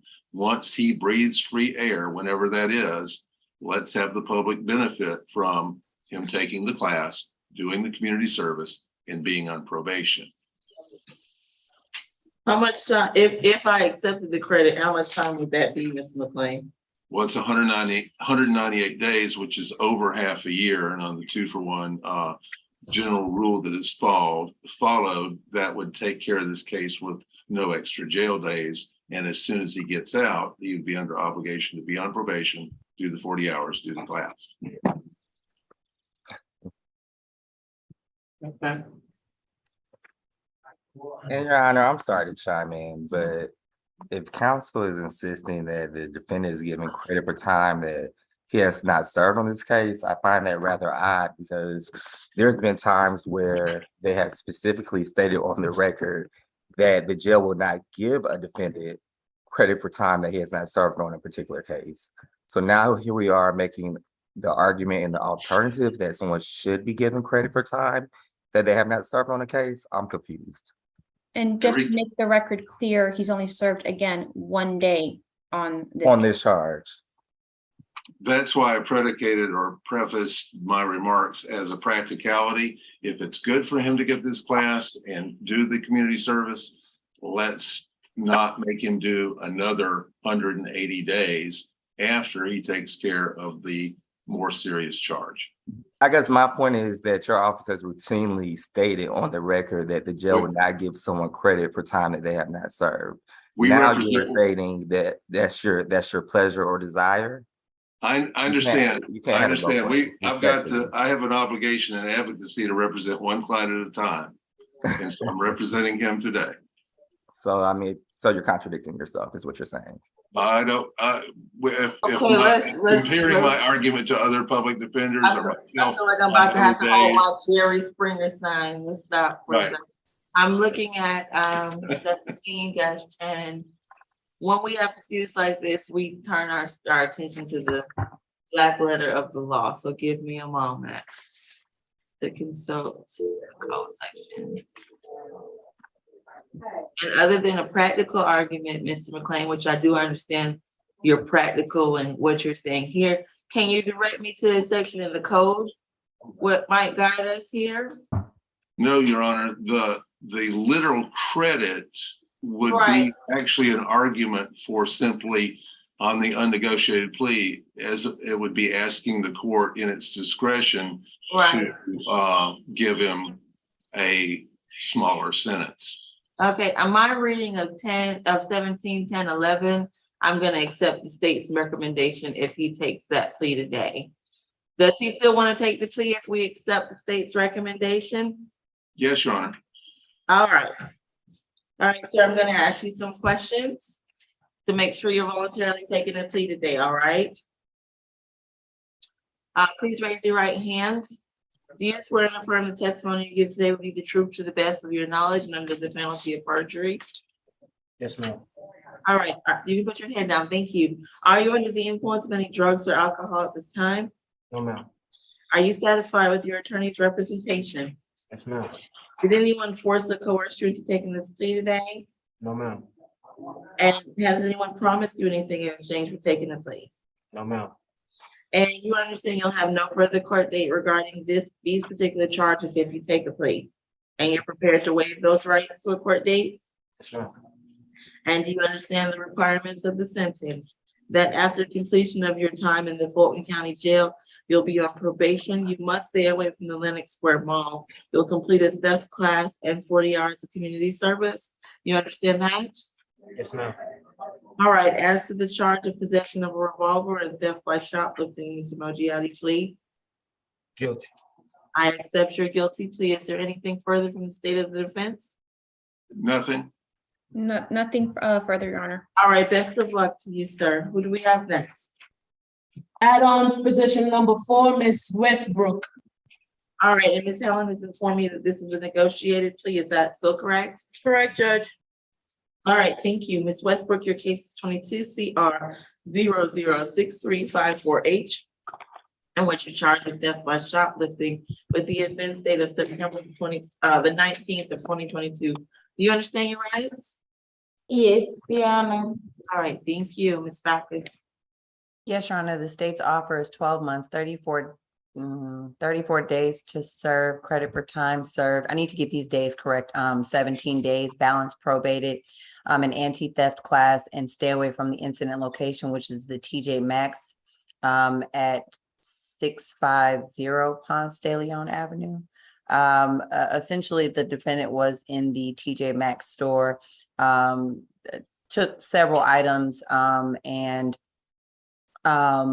the store security or loss prevention noticed this. The police were called, and they did tally up the items that were taken, which came to a total of $247.68. And that is the factual basis, Your Honor, and nothing further from the state. All right, thank you. Ms. Helen, was that your understanding of the offer? And do you stipulate to the factual basis, ID, and venue? I guess just a correction on the time served. I have that she's been there 19 days, the additional 2 days from Tuesday's calendar, so 38 days to serve. Other than that, yes, Judge, that is our understanding of the plea. We accept it, and we do stipulate to the factual basis, venue, and ID. All right. I believe this is a probated sentence. Let me just double check. So we are asking for those last 2 months be waived for probation fees. All right, I will waive 2 months of the fees, and it can go non-reporting once she's completed the requirements. Ms. Backus, did you also have that she has been in there 19 days? I'm assuming so, if it's been reset from Tuesday. Yes, that's I believe that's correct, Your Honor. It was 17 days on Tuesday. All right, Ms. Westbrooks, please raise your right hand. Do you swear in affirming the testimony you give today will be the truth to the best of your knowledge and under the penalty of perjury? Yes, Your Honor. All right, thank you. You can put your hand down. Are you under the influence of any drugs or alcohol at this time? No, Your Honor. Are you satisfied with Ms. Helen's representation? Yes, Your Honor. Did anyone force or coerce you into taking a plea? No, Your Honor. Did anyone promise you anything? Yes. And someone promised you something in exchange for? I mean, it just was 1 year probation, so no. Okay, just making sure no one gave you any gifts or anything No. in exchange for a plea. All right. And do you understand that you will have no further court dates regarding this particular theft by shoplifting charge? Yes, Your Honor. And you're giving up your right to have the state prove these charges against you beyond a reasonable doubt? Yes, Your Honor. All right, and you understand the requirements that even though you should not have additional time to serve, you will still have to take a theft class, and you absolutely cannot go back to that TJ Maxx on Ponce de Leon. You understand that? Oh, she's muted. Yes, Your Honor. All right. As to the charge of theft by shoplifting, Ms. Westbrooks, how do you plead? I plead guilty. All right, we accept your guilty plea. Is there anything further from either Ms. Backus or Ms. Helen? No, I just wanted to clarify for the record, I'm on the jailing screen, so the day should be 34/18 or 36/18, my apologies. All right, so she's been in 18 days? That is correct. All right, best of luck to Ms. Westbrooks. That concludes your case, all right? Can I say something? I don't want you to say anything that will go against your right to remain silent. The best thing to do is to ask Ms. Helen, but what is your question? I'll hear a very limited question from you, all right? I wanted to know, can my felony probation and my misdemeanor come as concurrent? Okay, we can't address that today. The best thing for you to do is to speak to Ms. Helen, okay? All right, thank you. All right, best of luck to you. Thank All you, right. Judge. All right, who do we have next? Position 1, Brown. All right, Your Honor, and just to go back on defendant Memoji, how many counts of possession of pistol did he plead to? Just one or One. one? what I thought the state had agreed to no across the other one. Is Yeah, that but that was a negotiated plea. I'll just go ahead and do it, Your Honor. all right? That was my understanding that the state was offering that no cross. Is that not what the state's position was? Well, yes, but it was non-negotiated due to the jail time. But again, like I said, Your Honor, since he pled to just one count, I'll just. Or if the court would allow it, could we just allow the two counts to merge? Right. Well, I accepted the state's recommendation, which included the null promise. So we'll submit it, Your Honor. All right, thank you. That's fine. All right, thank you. All right, Mr. Brown, your case is 22 CR 0064548, and what you're charged with one count of theft by shoplifting and criminal trespass with the offense date of September the 22nd of 2022. Do you understand your rights? Yes, ma'am. All right, thank you, Ms. Tortorella. Can I please have the state's position? Yes, Your Honor. For the count one, theft by shoplifting, 12 months, served 14 days, credit for time served 14 days, balance probated, and an anti-theft class. For count two, criminal trespass, 12 months or 14 days, credit for time served 14 days, balance probated, to stay away from the incident location, which is the Walmart at 835 Martin Luther King Jr. Drive in Atlanta, and 40 hours of community service. And count two will run concurrent to count one. Your Honor, this case occurred on September 22nd, 2022 at the Walmart in Atlanta. Officer Burkett of the Atlanta Police Department, while on an approved extra job at the incident location, was advised of a possible theft in progress. Asset Protection Associate James Taylor observed a black male, later identified as defendant Ronnie Brown, shoplifting at the store.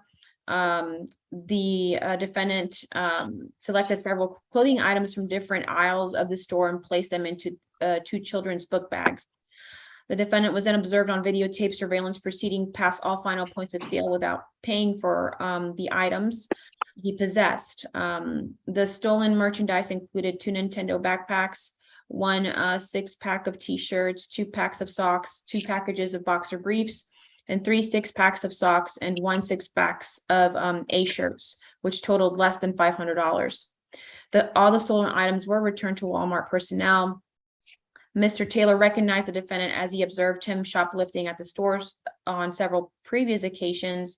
The defendant has received a criminal trespass, has received several criminal trespass warnings from Walmart personnel due to the repeated thefts by and the continuous returns to the business. And all these events did occur in Fulton County, Georgia. Nothing further from the state. All right, thank you. Mr. McLean?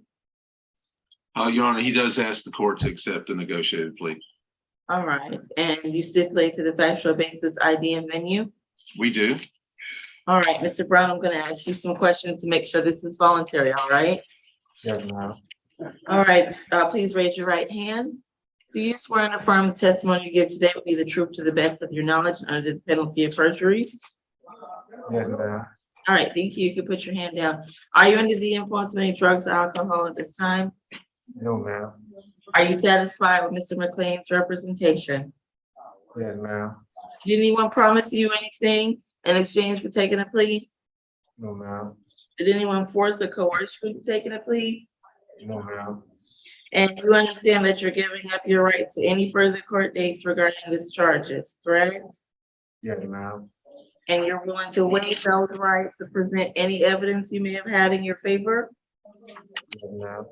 And you understand the requirements, though I do not believe you will have additional time to serve at the Fulton County Jail, you'll still have to complete a theft class, and you need to stay away from that Walmart, and as well as complete community service. Do you understand that, Mr. Brown? Yes, ma'am. All right, as to the charges of theft by shoplifting and criminal trespass, how do you plead? Guilty. I accept your guilty plea. Is there anything further from either the state or the defense? Nothing, Your Honor. All right, best of luck to you, Mr. Brown. That concludes your plea. You best to believe it. Next, we have position add-on 1, Ms. Anderson. All right, thank you. Good morning, Ms. Anderson. I'm Judge Melanie Williams. Your case number is 21 CR 0033991A, in which you're charged with theft by taking with the offense date of November the 8th of 2019. Do you understand your right? Yes, ma'am. All right, and what is the announcement for this case, Mr. McLean? That's, I believe, Ms. Helen's case today. Oh, that's Ms. Helen's case? All right, Ms. Helen? Judge, Miss Anderson, is reset from Tuesday, I believe. Thought she was on the add-on calendar. She is. Yes, so so- she was reset from Tuesday, which was I Mr. sh- Claims. I should have seen her. When I went to the jail yesterday at Union City, I should have seen her then. Could I go into a breakout room with her? I did go to the jail, but I didn't have her brought out. All right, if Mr. McLean could be placed in a brief breakout with South Annex, is there another position we could take at courtroom 2? Position 11 and 12. Is that Ms. Helen's case? No, that's Mr. Not. Is there any, is Ms. Helen complete? I am. We do have one, and Your Honor, we do have one DV bench warrant case, and I'm not sure who's over that one. That's my case. Is the defendant on the line though? He's not. I didn't see him, yeah. 11. And it's Mr. Howard on the line by any chance? We can start the competency calendar? I can call him if he's not. No, I don't wanna, it's early. I suppose there's no other work we can take care of in the meantime. Okay, Judge. So Your Honor, for the DV bench warrant, does that calendar begin at a specific time? It begins at 11. If, Ms. Okay. Helen, would you call your client and see if your client can log on? So we can do your client's case? If he's unable to, I'm willing to give him the grace to come at 11. But Judge, ask if he could. understood. And that's probably practical anyway, so he can hop on as soon as we finish. Thank you.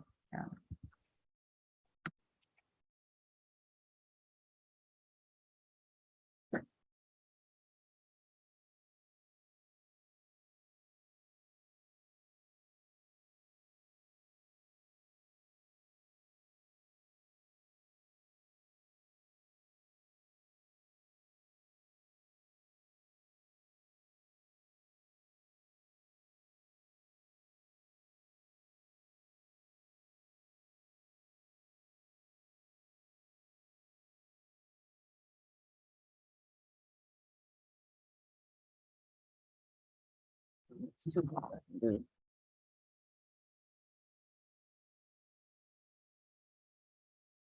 He of the language.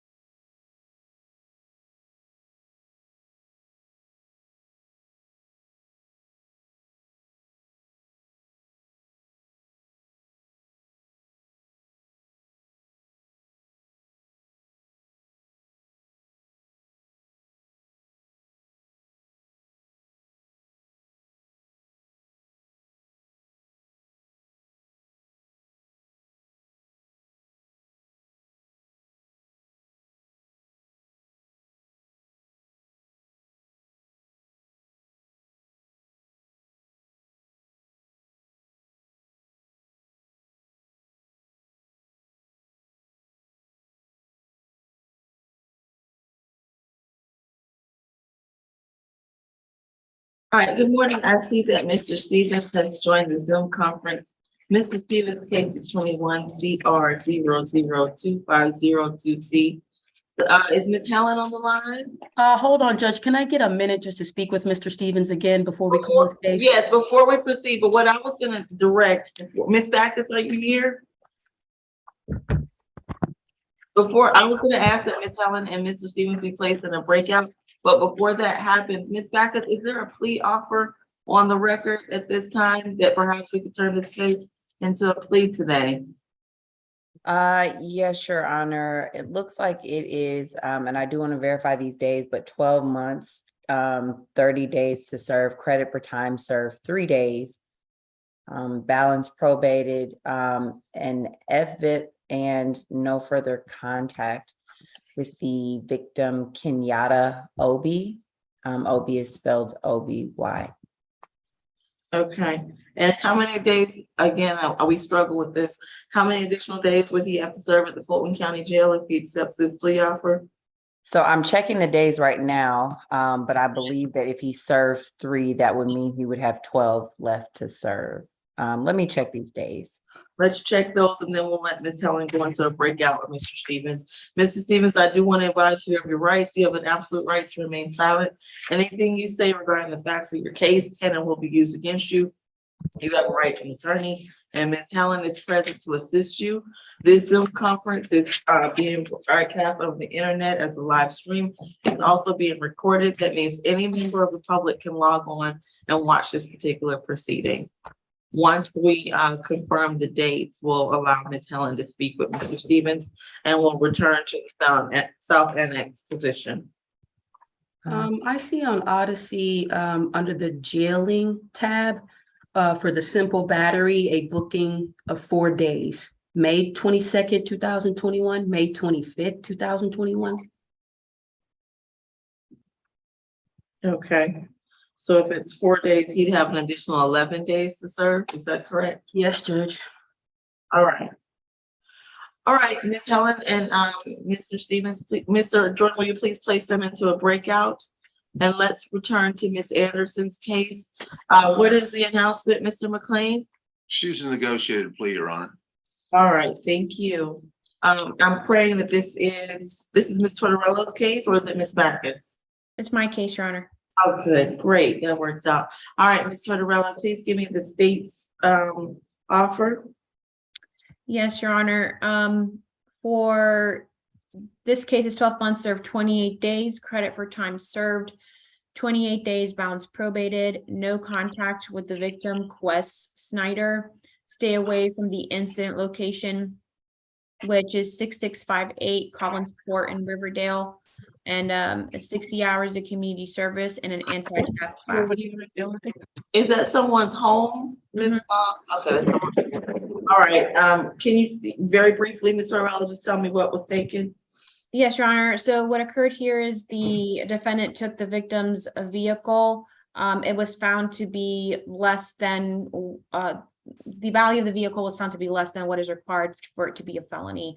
And then she was found with the vehicle in Fulton County. The victim, I believe, you see, I think the victim did call the police, and they responded to the incident, the location of Fulton County, where the victim was confronted the defendant regarding his vehicle. That was taken, and nothing further from the state. This actually occurred in Fulton County. Defendant was arrested, and these events occurred in Fulton County, Georgia. Nothing further. Right. Mr. McLean, do you stipulate to factual basis ID and venue? And was that your understanding of the offer? Yes, Your Honor, to both. All right, thank you. Ms. Anderson, I'm going to ask you some questions. Please raise your right hand. Do you swear and affirm the testimony you give today will be the truth to the best of your knowledge under the penalty of perjury? Yes, ma'am. You can put your hand down. Are you under the influence of any drugs or alcohol at this time? No, ma'am. Are you satisfied with your attorney's representation? Yes, ma'am. Anyone force or coerce you into taking a plea? No, ma'am. Anyone promise you anything in exchange? No, ma'am. And you understand you're not going to have any further court dates regarding this death by taking charge? Yes, ma'am. And you're prepared to give up your right to a court date where you may have been able to present the evidence in your favor or any witnesses? Yes, ma'am. All right, and you understand the requirements that you have to complete a course, complete 60 hours of community service. You must absolutely have no contact with Mr. Snyder, and you must stay away from the address on Collinsport. You understand all of that? Yes, ma'am, I do. All right, as to the charge, Ms. Anderson, of theft by taking, how do you plead? Guilty. I accept your guilty plea. Is there anything further from the state of the defense? Your Honor, if I might interject, because of her taking the theft class, it will cost probably a couple $100. And I wondered if the court could give her a break on the $49 a month supervision fee for a while. All right, we'll waive 2 months of fees for Ms. Anderson. Can I get that address, Judge? It's 6658 Collinsport, Riverdale. Thank you. All right. Ms. Tortorella, was there a zip code, just to clarify? No, it was in Clayton County, Georgia, so the vehicle was taken from Clayton County, Georgia. She was found with the vehicle.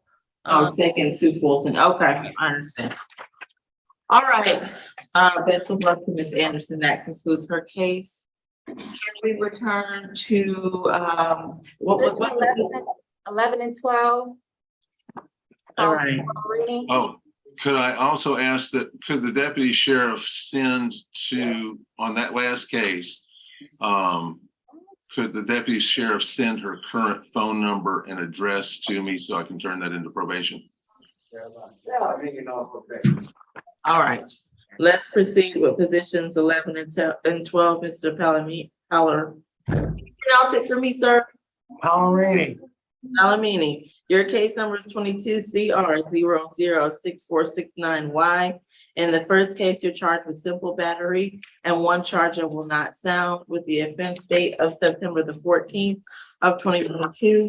In the second case, 22CR006470Y, you're charged with willful obstruction, one charge that won't sound, and public drunkenness with the offense date of September the 22nd of 2022. Do you understand your rights?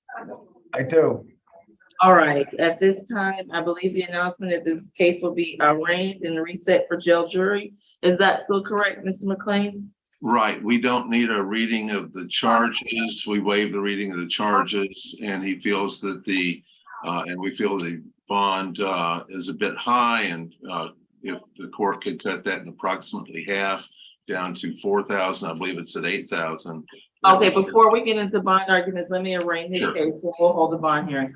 All right, Mr. Palomini, in cases that the case numbers I just listed, you've been formally accused with the charges I previously listed, which took place in the county of Fulton, and have been formally accused by the Solicitor General of Fulton County, Georgia. Mr. McLean has already waived the formal reading. We appreciate that. At this time, both cases will be set for trial, and trial scheduled by the state court judge to whom the case is assigned.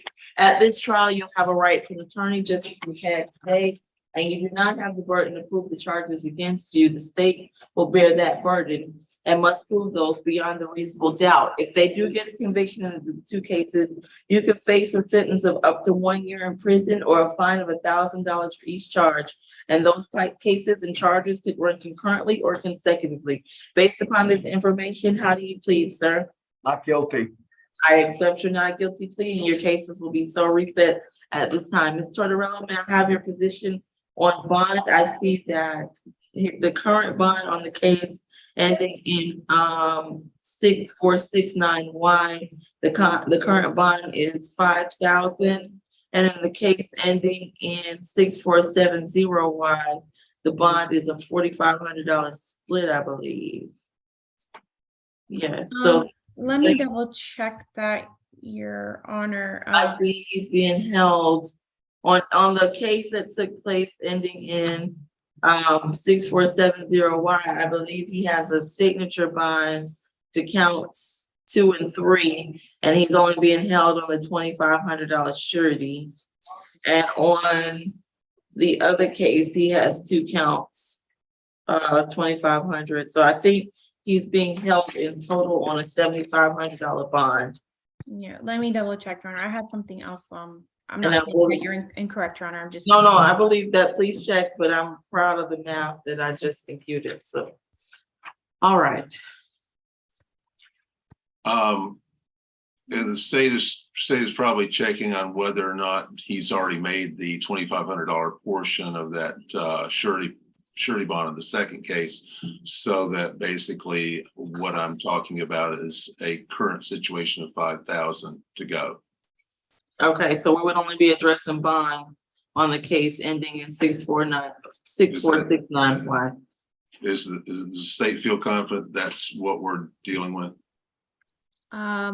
I see that, it says for 22 CR 0064669Y. It's a $2,500 surety bond. And I'm not sure if that's total or for each charge for the simple battery and the PI charge. And then for 22 CR 006 470Y, it does show $2,500 surety bond for obstruction. So for the second case, Has he made bond on any of these charges? Is that showing? I think that's the question. he's made Right. his signature bond on the second case. It was it looks like it was a split bond because he's still being held on the obstruction. Right, but did he make the $2,500? That was Mrs. McLean's question. Did he make the 2,500 on that case? It's a split on the second, the charges, he only has to make 2,500 in the case ending in 470Y, the other was signature. It doesn't look like he's made a bond on that one, Your Honor. Okay, so it looks like Very he's good. not made bond at all. And it shows that for the prior case at 914, it was just a $2,500 total bond of a surety bond. No, is that correct? I have 5,000, that's not correct? I see 2,500 each charge for a total of 5,000. I see on the jail screen, it says under S simple battery and the PI charge as total bond, 2,500. Okay. Let me double check on the case manager. Hold on. Okay, I just want to double check just to make sure, because I'm showing 2 charges in that case and 2,500 each. All right, while we're checking that, Ms. Jackson, can I have the history, please?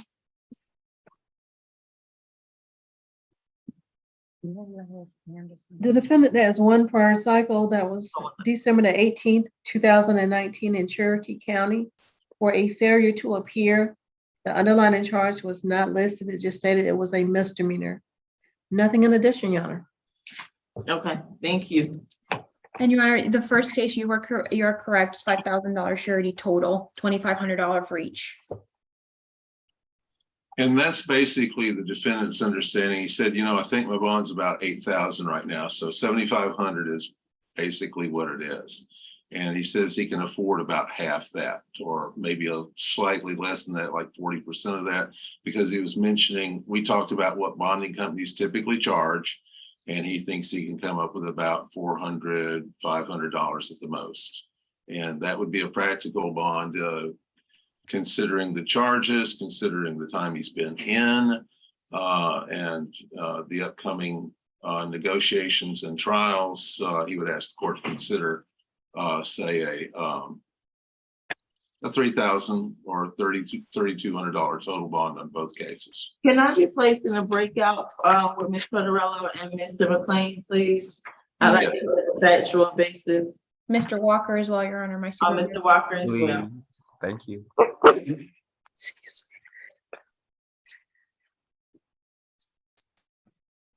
Nobody's in the courtroom, right? Okay.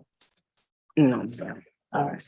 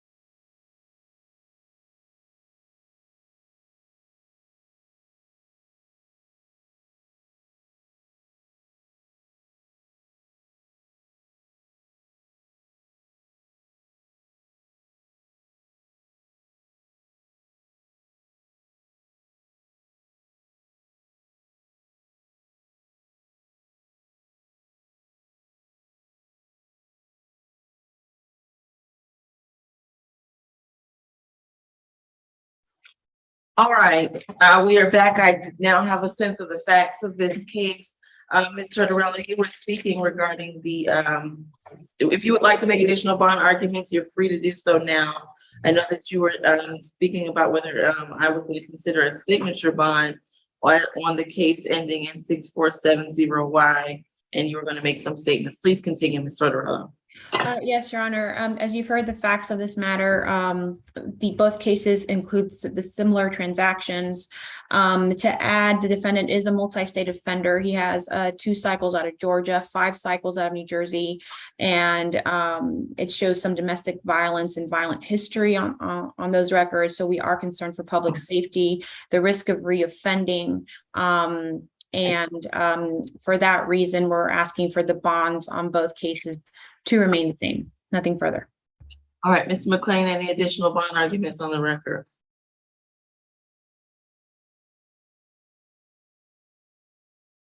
I'm sorry, Ms. McLean, if you're speaking, you are, I can no longer hear you. I'm sorry, I'm still on mute. There we go. Go ahead. He's basically asking me to ask the court to lower the bond. He's trying to be practical. He's not asking for the moon. He'd just like to have an approximately $3,000 bond that he can afford, because the bonding companies do add, they charge the 10 to 12%, and then they add on something for a fee. And he will obey the law while he's out on bond. All right, thank you. At this time, in the case ending in 6470Y, I'm gonna lower the surety bond on count 1 to $1,000. The 2,000 signature bond in place that was previously set will remain. As to the charges for the case ending in 6469Y, the charges will be lowered to 2,000 each for a total of a 4,000 surety. All right, is there anything further from either the state or the defense? Nothing further, Your Honor. Thank you. All right, best of luck to you, sir. Who do we have next? Position 7, Hollis. That's a negotiated plea. All right, good morning, Mr. Hollis. Your case number is 22CR005080G, and what's your charge for criminal trespass and theft by deception with the offense date of July the 30th. You understand you're right? Yes, ma'am. All right, it's a negotiated plea. Ms. Tortorella, please proceed. Yes, Your Honor. For count 1, criminal trespass, 12 months, served 3 days, credit for time served 3 days, balance probated, to stay away from the incident location, which is the Georgia World Congress Center, 103 Magnum Street in Atlanta. That's MANGUM as in Mary Street in Atlanta. And 40 hours of community service. Count 2, theft by deception, will be null prost by the state as part of the plea offer. And nothing further. All right, thank you. Mr. McLean, was that your understanding of the offer? And do you stipulate to the factual basis, ID, and venue? Yes, it is our understanding of the offer, and we do so stipulate. All right, I'm sorry, Ms. Tortorella, very briefly, we put the factual basis onto the record, very, very briefly. Yes, Your Honor. Let me go back to my notes.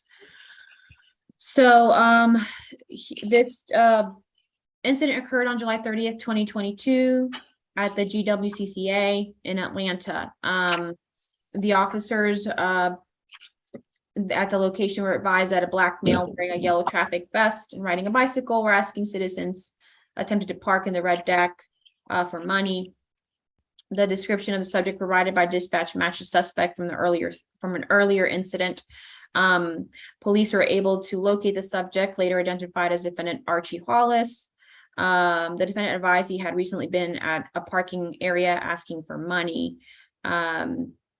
And it was discovered the defendant had been issued a written criminal trespass warning in 2018 for stealing paper goods from housekeeping at the Georgia World Congress Center. And the defendant was arrested, and all these events occurred in Fulton County, Georgia. Nothing further. Thank you.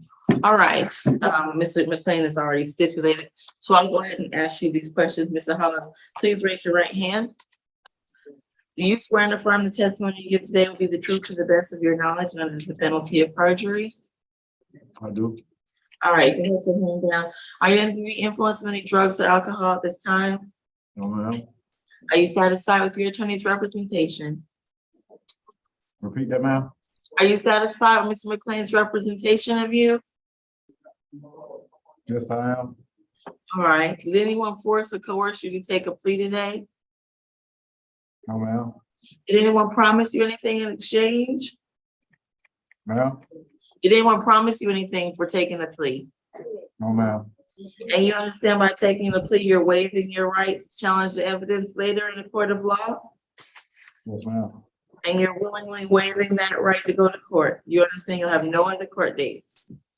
Yes, ma'am. All right, and you understand the requirements that you should not have additional time to serve at the jail, but you will have to complete community service and you must stay away from the World Congress Center. You understand that? Yes, ma'am. All right, as to the charges of criminal trespass, Mr. Hollis, how do you plead? Yes. I accept your guilty plea.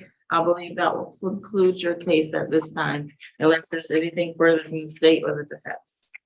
Nothing further, Your Honor. Nothing, Your Honor. All right, best of luck to you, sir. Nah, he's going. We're completed here in courtroom too, Judge. All right, take care. Have a great rest of your afternoon. Can we now turn to the DV reset case? Is Ms. Helen returned? And Ms. Backus, is Ms. Backus on the line? Yes, Your Honor.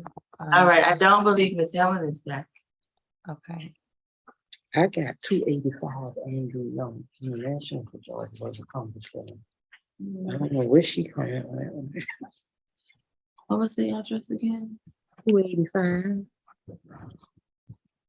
Andrew Young International, Georgia World Congress Center. And I don't know where she's at.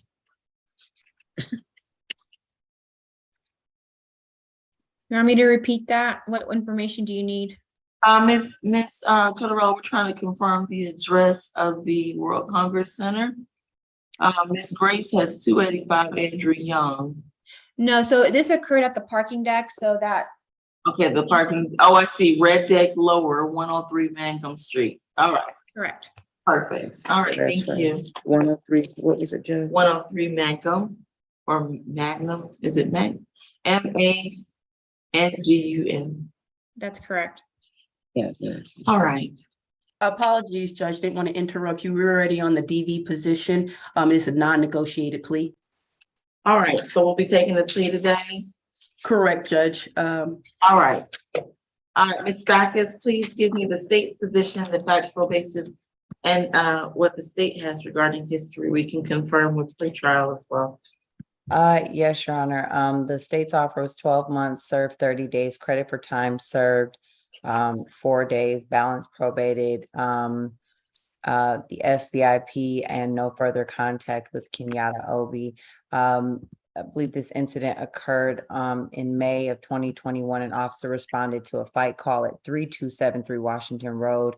Upon arrival, the officer came into contact with the defendant and the victim, Ms. Kenyatta Obi. The defendant was outside. He was getting treated for being pepper sprayed. Ms. Obi said that she had walked outside the residence to retrieve a package from Amazon, and the defendant had just pulled up when he pulled up a cell phone connected to his Bluetooth speaker inside the vehicle, and he heard a male voice.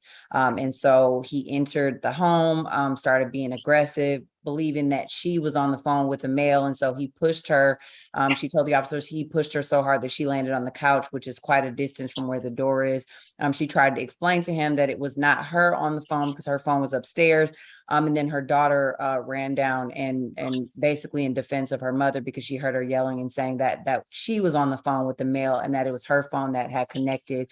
But he continued to be aggressive, and that's when she had to pepper spray him. I have 13 cycles. I can see that the last conviction was a probation violation in 2006. There's also a pending DUI, and I'm not sure. I'll have to look at the county. I apologize. I don't. Let's let Ms. Jackson. Ms. Jackson, if you're present, will you please give us Mr. Stevens' history if you have it? May I have that position, please?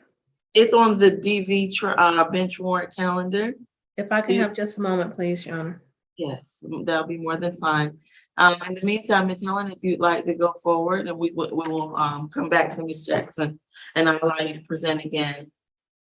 Yes, Judge, this is a non-negotiated plea. The only thing at issue is the jail time. It'll be 11 additional days if Mr. Stevens were to have to turn himself in. He is starting a new job that's paying $25 an hour this week. If that were to occur, he'd lose that job, Judge, and effectively would then fail the probation part of paying for the family violence intervention program. That'll be for 6 months. So, Judge, he agrees to all the conditions. He agrees to guilt, Judge. We are just asking for this to be time served with the probated sentence and the FVIP and no further contact with Ms. Obi. In fact, she is being currently getting married, so they have no contact and she no longer lives at that address, Judge. So we are asking for time served. Okay. We'll confirm the history and then. I apologize, Your Honor. My system has frozen. I'm That's so okay. sorry. Let's go with what Ms. Backus, you said you had 13 cycles of pending DUI. What Yes. else? Yeah, so we've got, it's interesting. It looks like the first cycle is a 1998 probation violation, which means there has to be something above it, but that's what the GCIC is showing. So 1998 probation violation, 1999 probation violation where he pled nolo, 2003 DUI conviction, 2006 FTA, 2006 probation violation, 2006 battery family violence, nolo, 2006 probation violation. Those are all on the conviction side, whereas arrest, 2004 FTA, 2006 obstruction, 2009 destruction and concealment, and a 2021 DUI. And so most of it is remote. I would just highlight that battery family violence and the 2021 DUI. Okay, I'm sorry, you said the 2021 DUI. When was the battery family violence? That was back in 2006.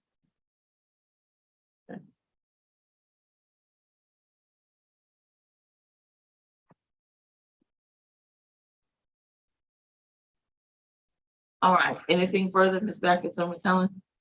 No, Your Honor.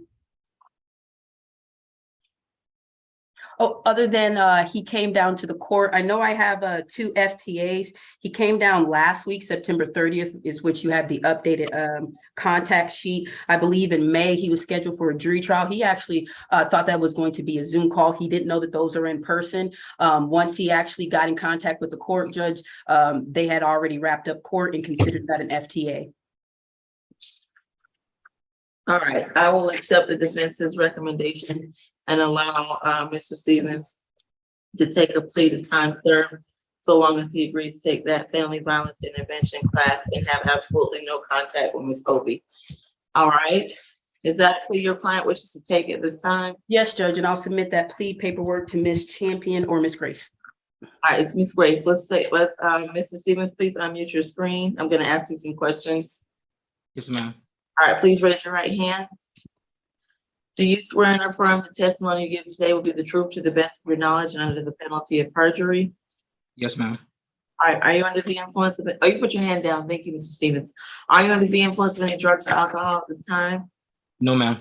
Are you satisfied with your attorney's representation? Yes, ma'am. Did anyone force or coerce you into taking a plea?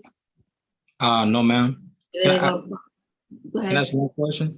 Yes. You said I gotta take some class, is family intervention class? Yes, you have to take a 6-month class. And what is that? Your attorney should have clarified that for you. I can't Okay. really, if you'd like to speak with her again, because I want you I've to heard of it. knowingly take the plea. Sure, that's a 6 months family violence intervention program. And Okay. it'll be 1 class a week. You'll find that class, you'll pay for it, and then you'll show probation you completed it. Okay, it's like a certain time that you take it? You'll have to complete it within your probation. Within the Okay. 6 months. So it's a year probation, you got to do 6 months of it. Okay, so would it be like morning time or like? Okay, we have can't, Mr. Stevens, we can't. Do you want to take this class regardless of the time? Yes, ma'am. All right. Do you waive your right to go to court to challenge the evidence against you, or do you wish to have a full trial? I'm accepting the, what you tell me to plea with everything my attorney was saying. All right, and you understand that you won't have any more court dates regarding this charge? I'm sorry, you muted for a moment. No, my phone had muted because a call was coming through. I had to deny the call. All Sorry right, about that. do you understand that you won't have any other court dates regarding this particular Ma'am? case? You won't have any other court dates regarding this particular case. Okay. You understand that? Yes, ma'am. And by pleading guilty today, you understand that you will not have any opportunity to have the state prove these charges against you beyond a reasonable doubt. Say that one more time.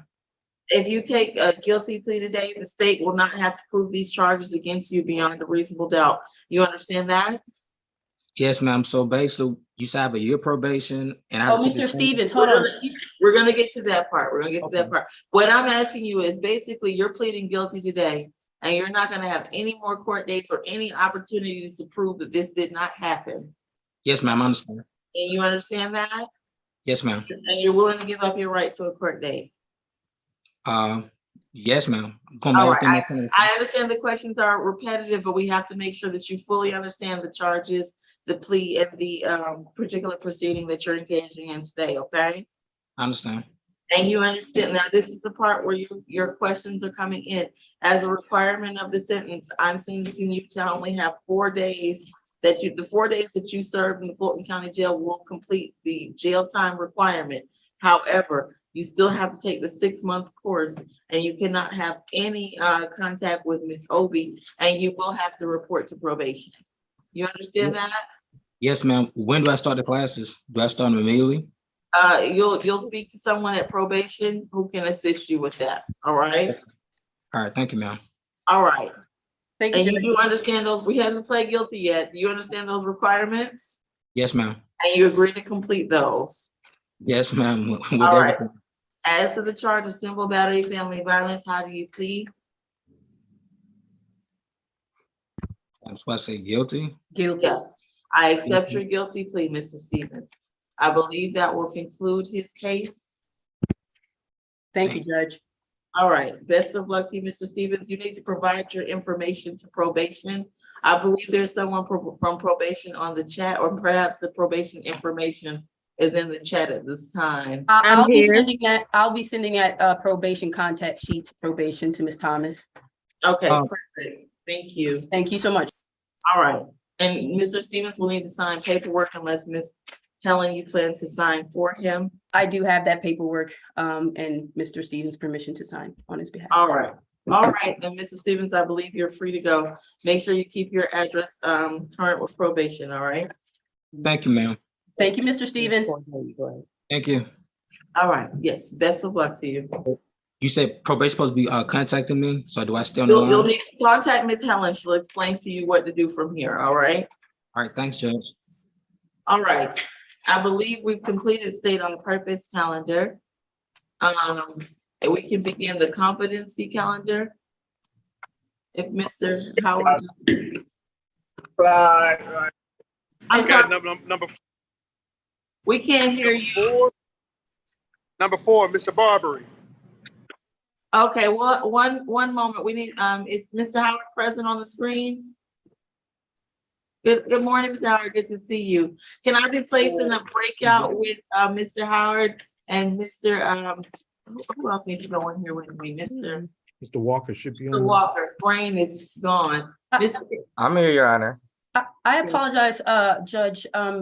Did we still need to stay on or did we already call the SAP calendar announcements and go over the calendar? We'll hold one moment, Ms. Helen. What we'll do is, we can review the SAP very quickly, and those who don't need to be here for competency will be free to go. Wait, so it's position 4, is that?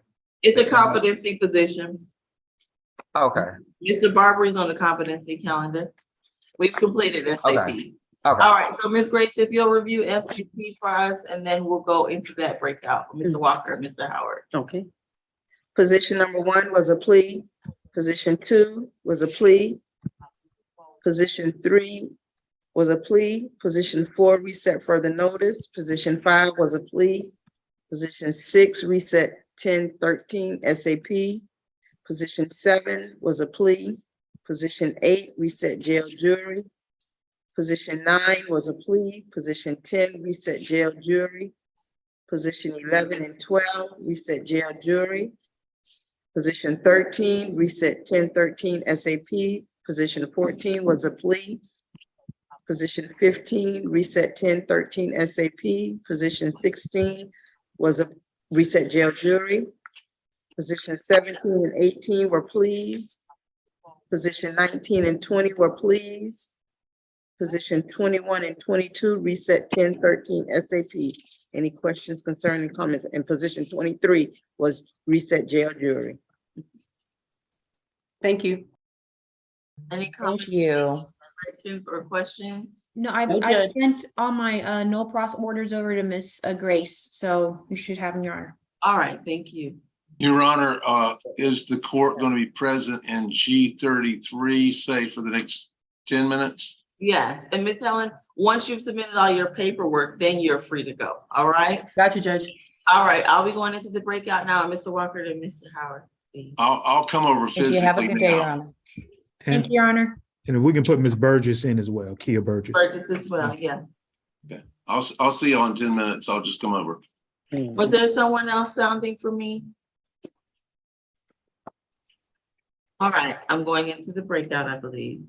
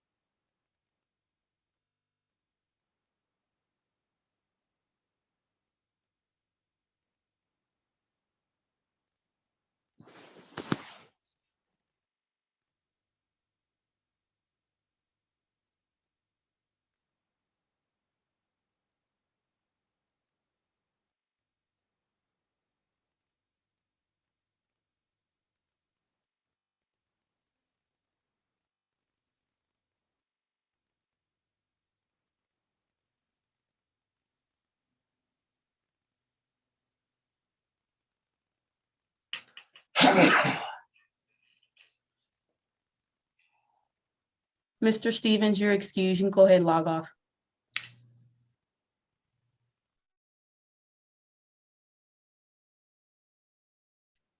Hello? Hello?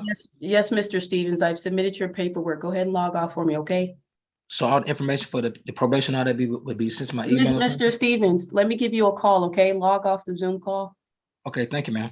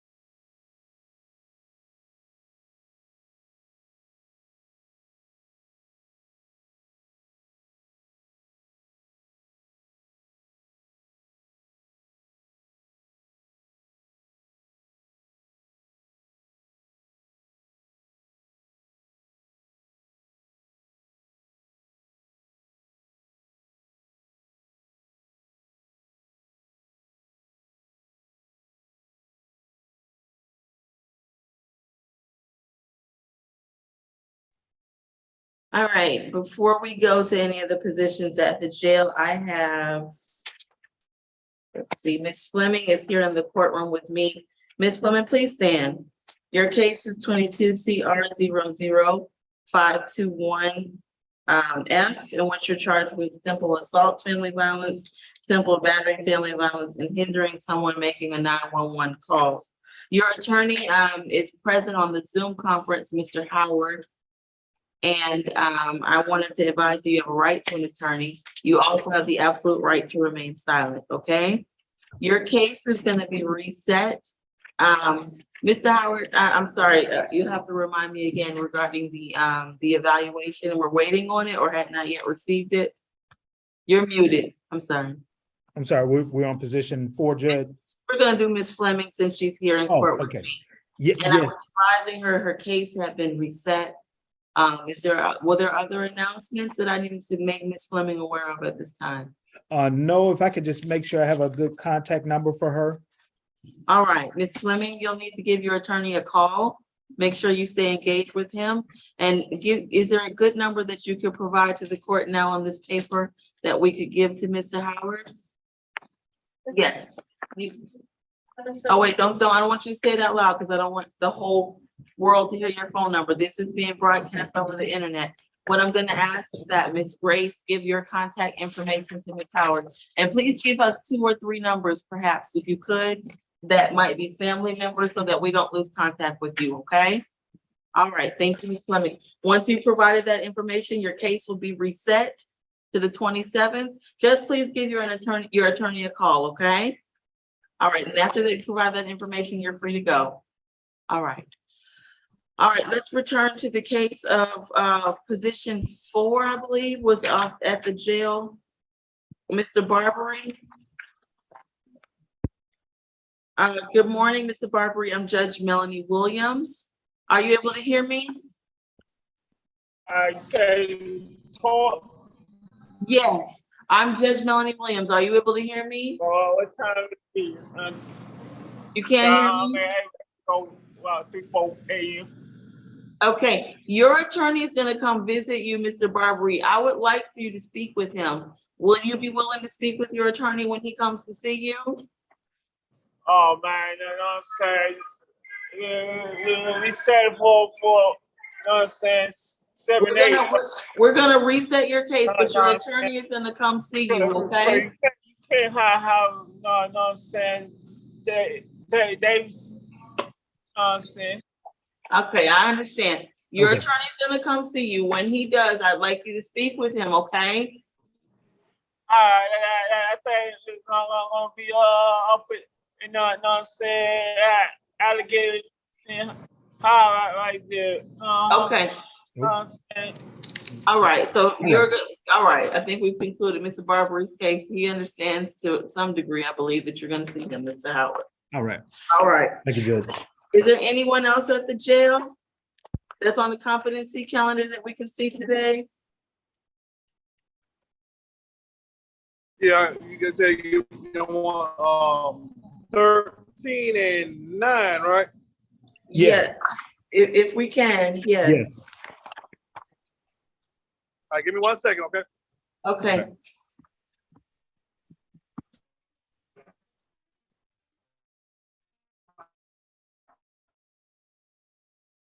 Thank you.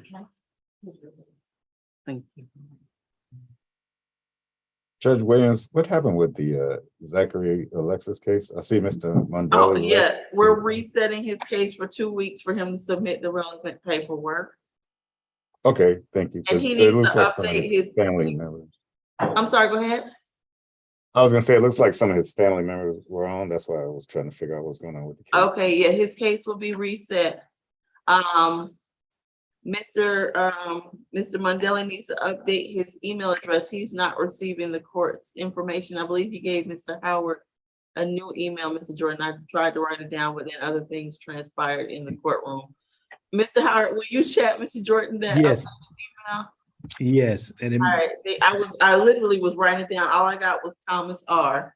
So Okay. I'm hoping that Yeah, you okay. have the rest of it. All right.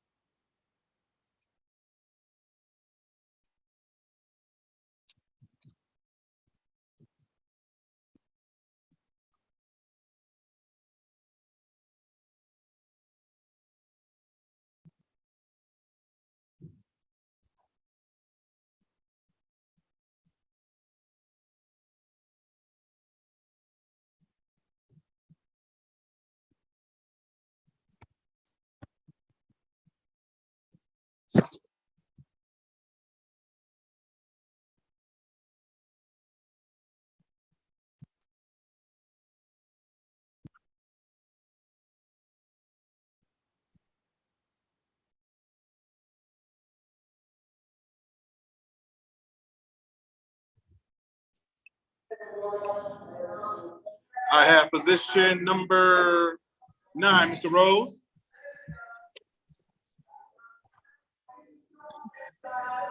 All right, Mr. Rose, your case is 22 CR 005732Y. I'm not gonna sound your charge. I just, I'm contacting you today to let you know your case is gonna be reset to November the 3rd. Your attorney is gonna come and see you, and I'm encouraging you to speak with your attorney at that time, okay, Mr. Rose? When your attorney comes, Mr. Howard, you see him on the screen waving at you, he's gonna come and visit you. And I'd like for you to speak with him, okay? Do you understand that? All right. You understand? Yeah. Okay, when Mr. Howard comes, please engage with him so that he can help you, okay? Yeah. All right, that's all I wanted to let you know, Mr. Rose. Take care, all right? Gotcha. Soon. All right, somebody get the last guy now. Hold on one more second for me. Okay.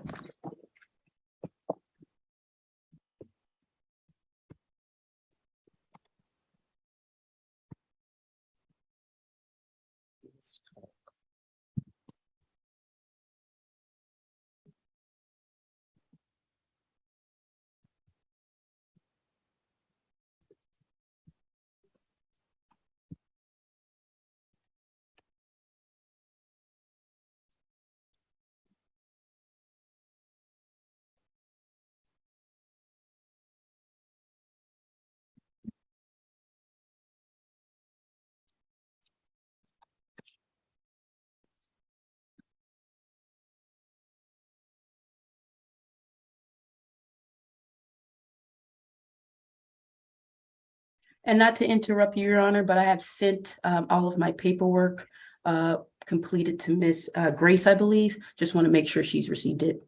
Not yet. I'm looking at it. There it is. It popped in.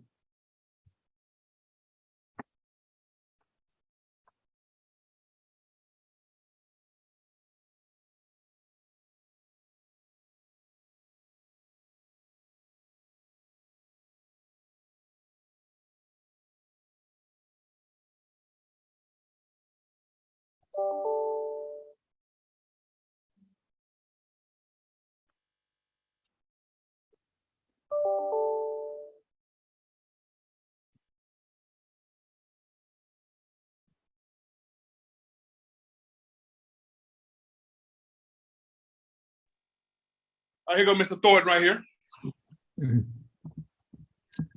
All right, Mr. Thornton, your case is 22 CR 00110Y. I wanted to tell you your case is gonna be reset to next week, and your attorney is gonna come visit you. All right, Mr. Howard is on the screen. He's waving at you. Hey, Mr. Thornton, I'm gonna come back to the jail to see you. I need you to come out and talk with me though. Okay. When Mr. Howard gets there, Mr. Thornton, please speak with him so he can help you, okay? I need you to come out and be willing to speak to your attorney, okay? I'm listening. Okay, he can't help you if you don't come out, okay? I'm listening. All right, thank you for listening. When Mr. Howard comes, I'll just say it one more time, please talk to him, okay? I'm listening. Okay, thank you so much. Right. All right, thank you. Okay. Is there anyone else you were requesting to see, Mr. Howard? No, Judge, that was it for today. All right, thank you, Ms. Grace. If you'll review the competency calendar, we can be all ready to make our timely exit for lunch. Position number 1 and 2, reset the 10-20 competency calendar. Position number 3, reset 10-13 competency calendar. Position number 4 and 5, reset 10-27 competency calendar. Position number 6 is reset 10-27 competency calendar.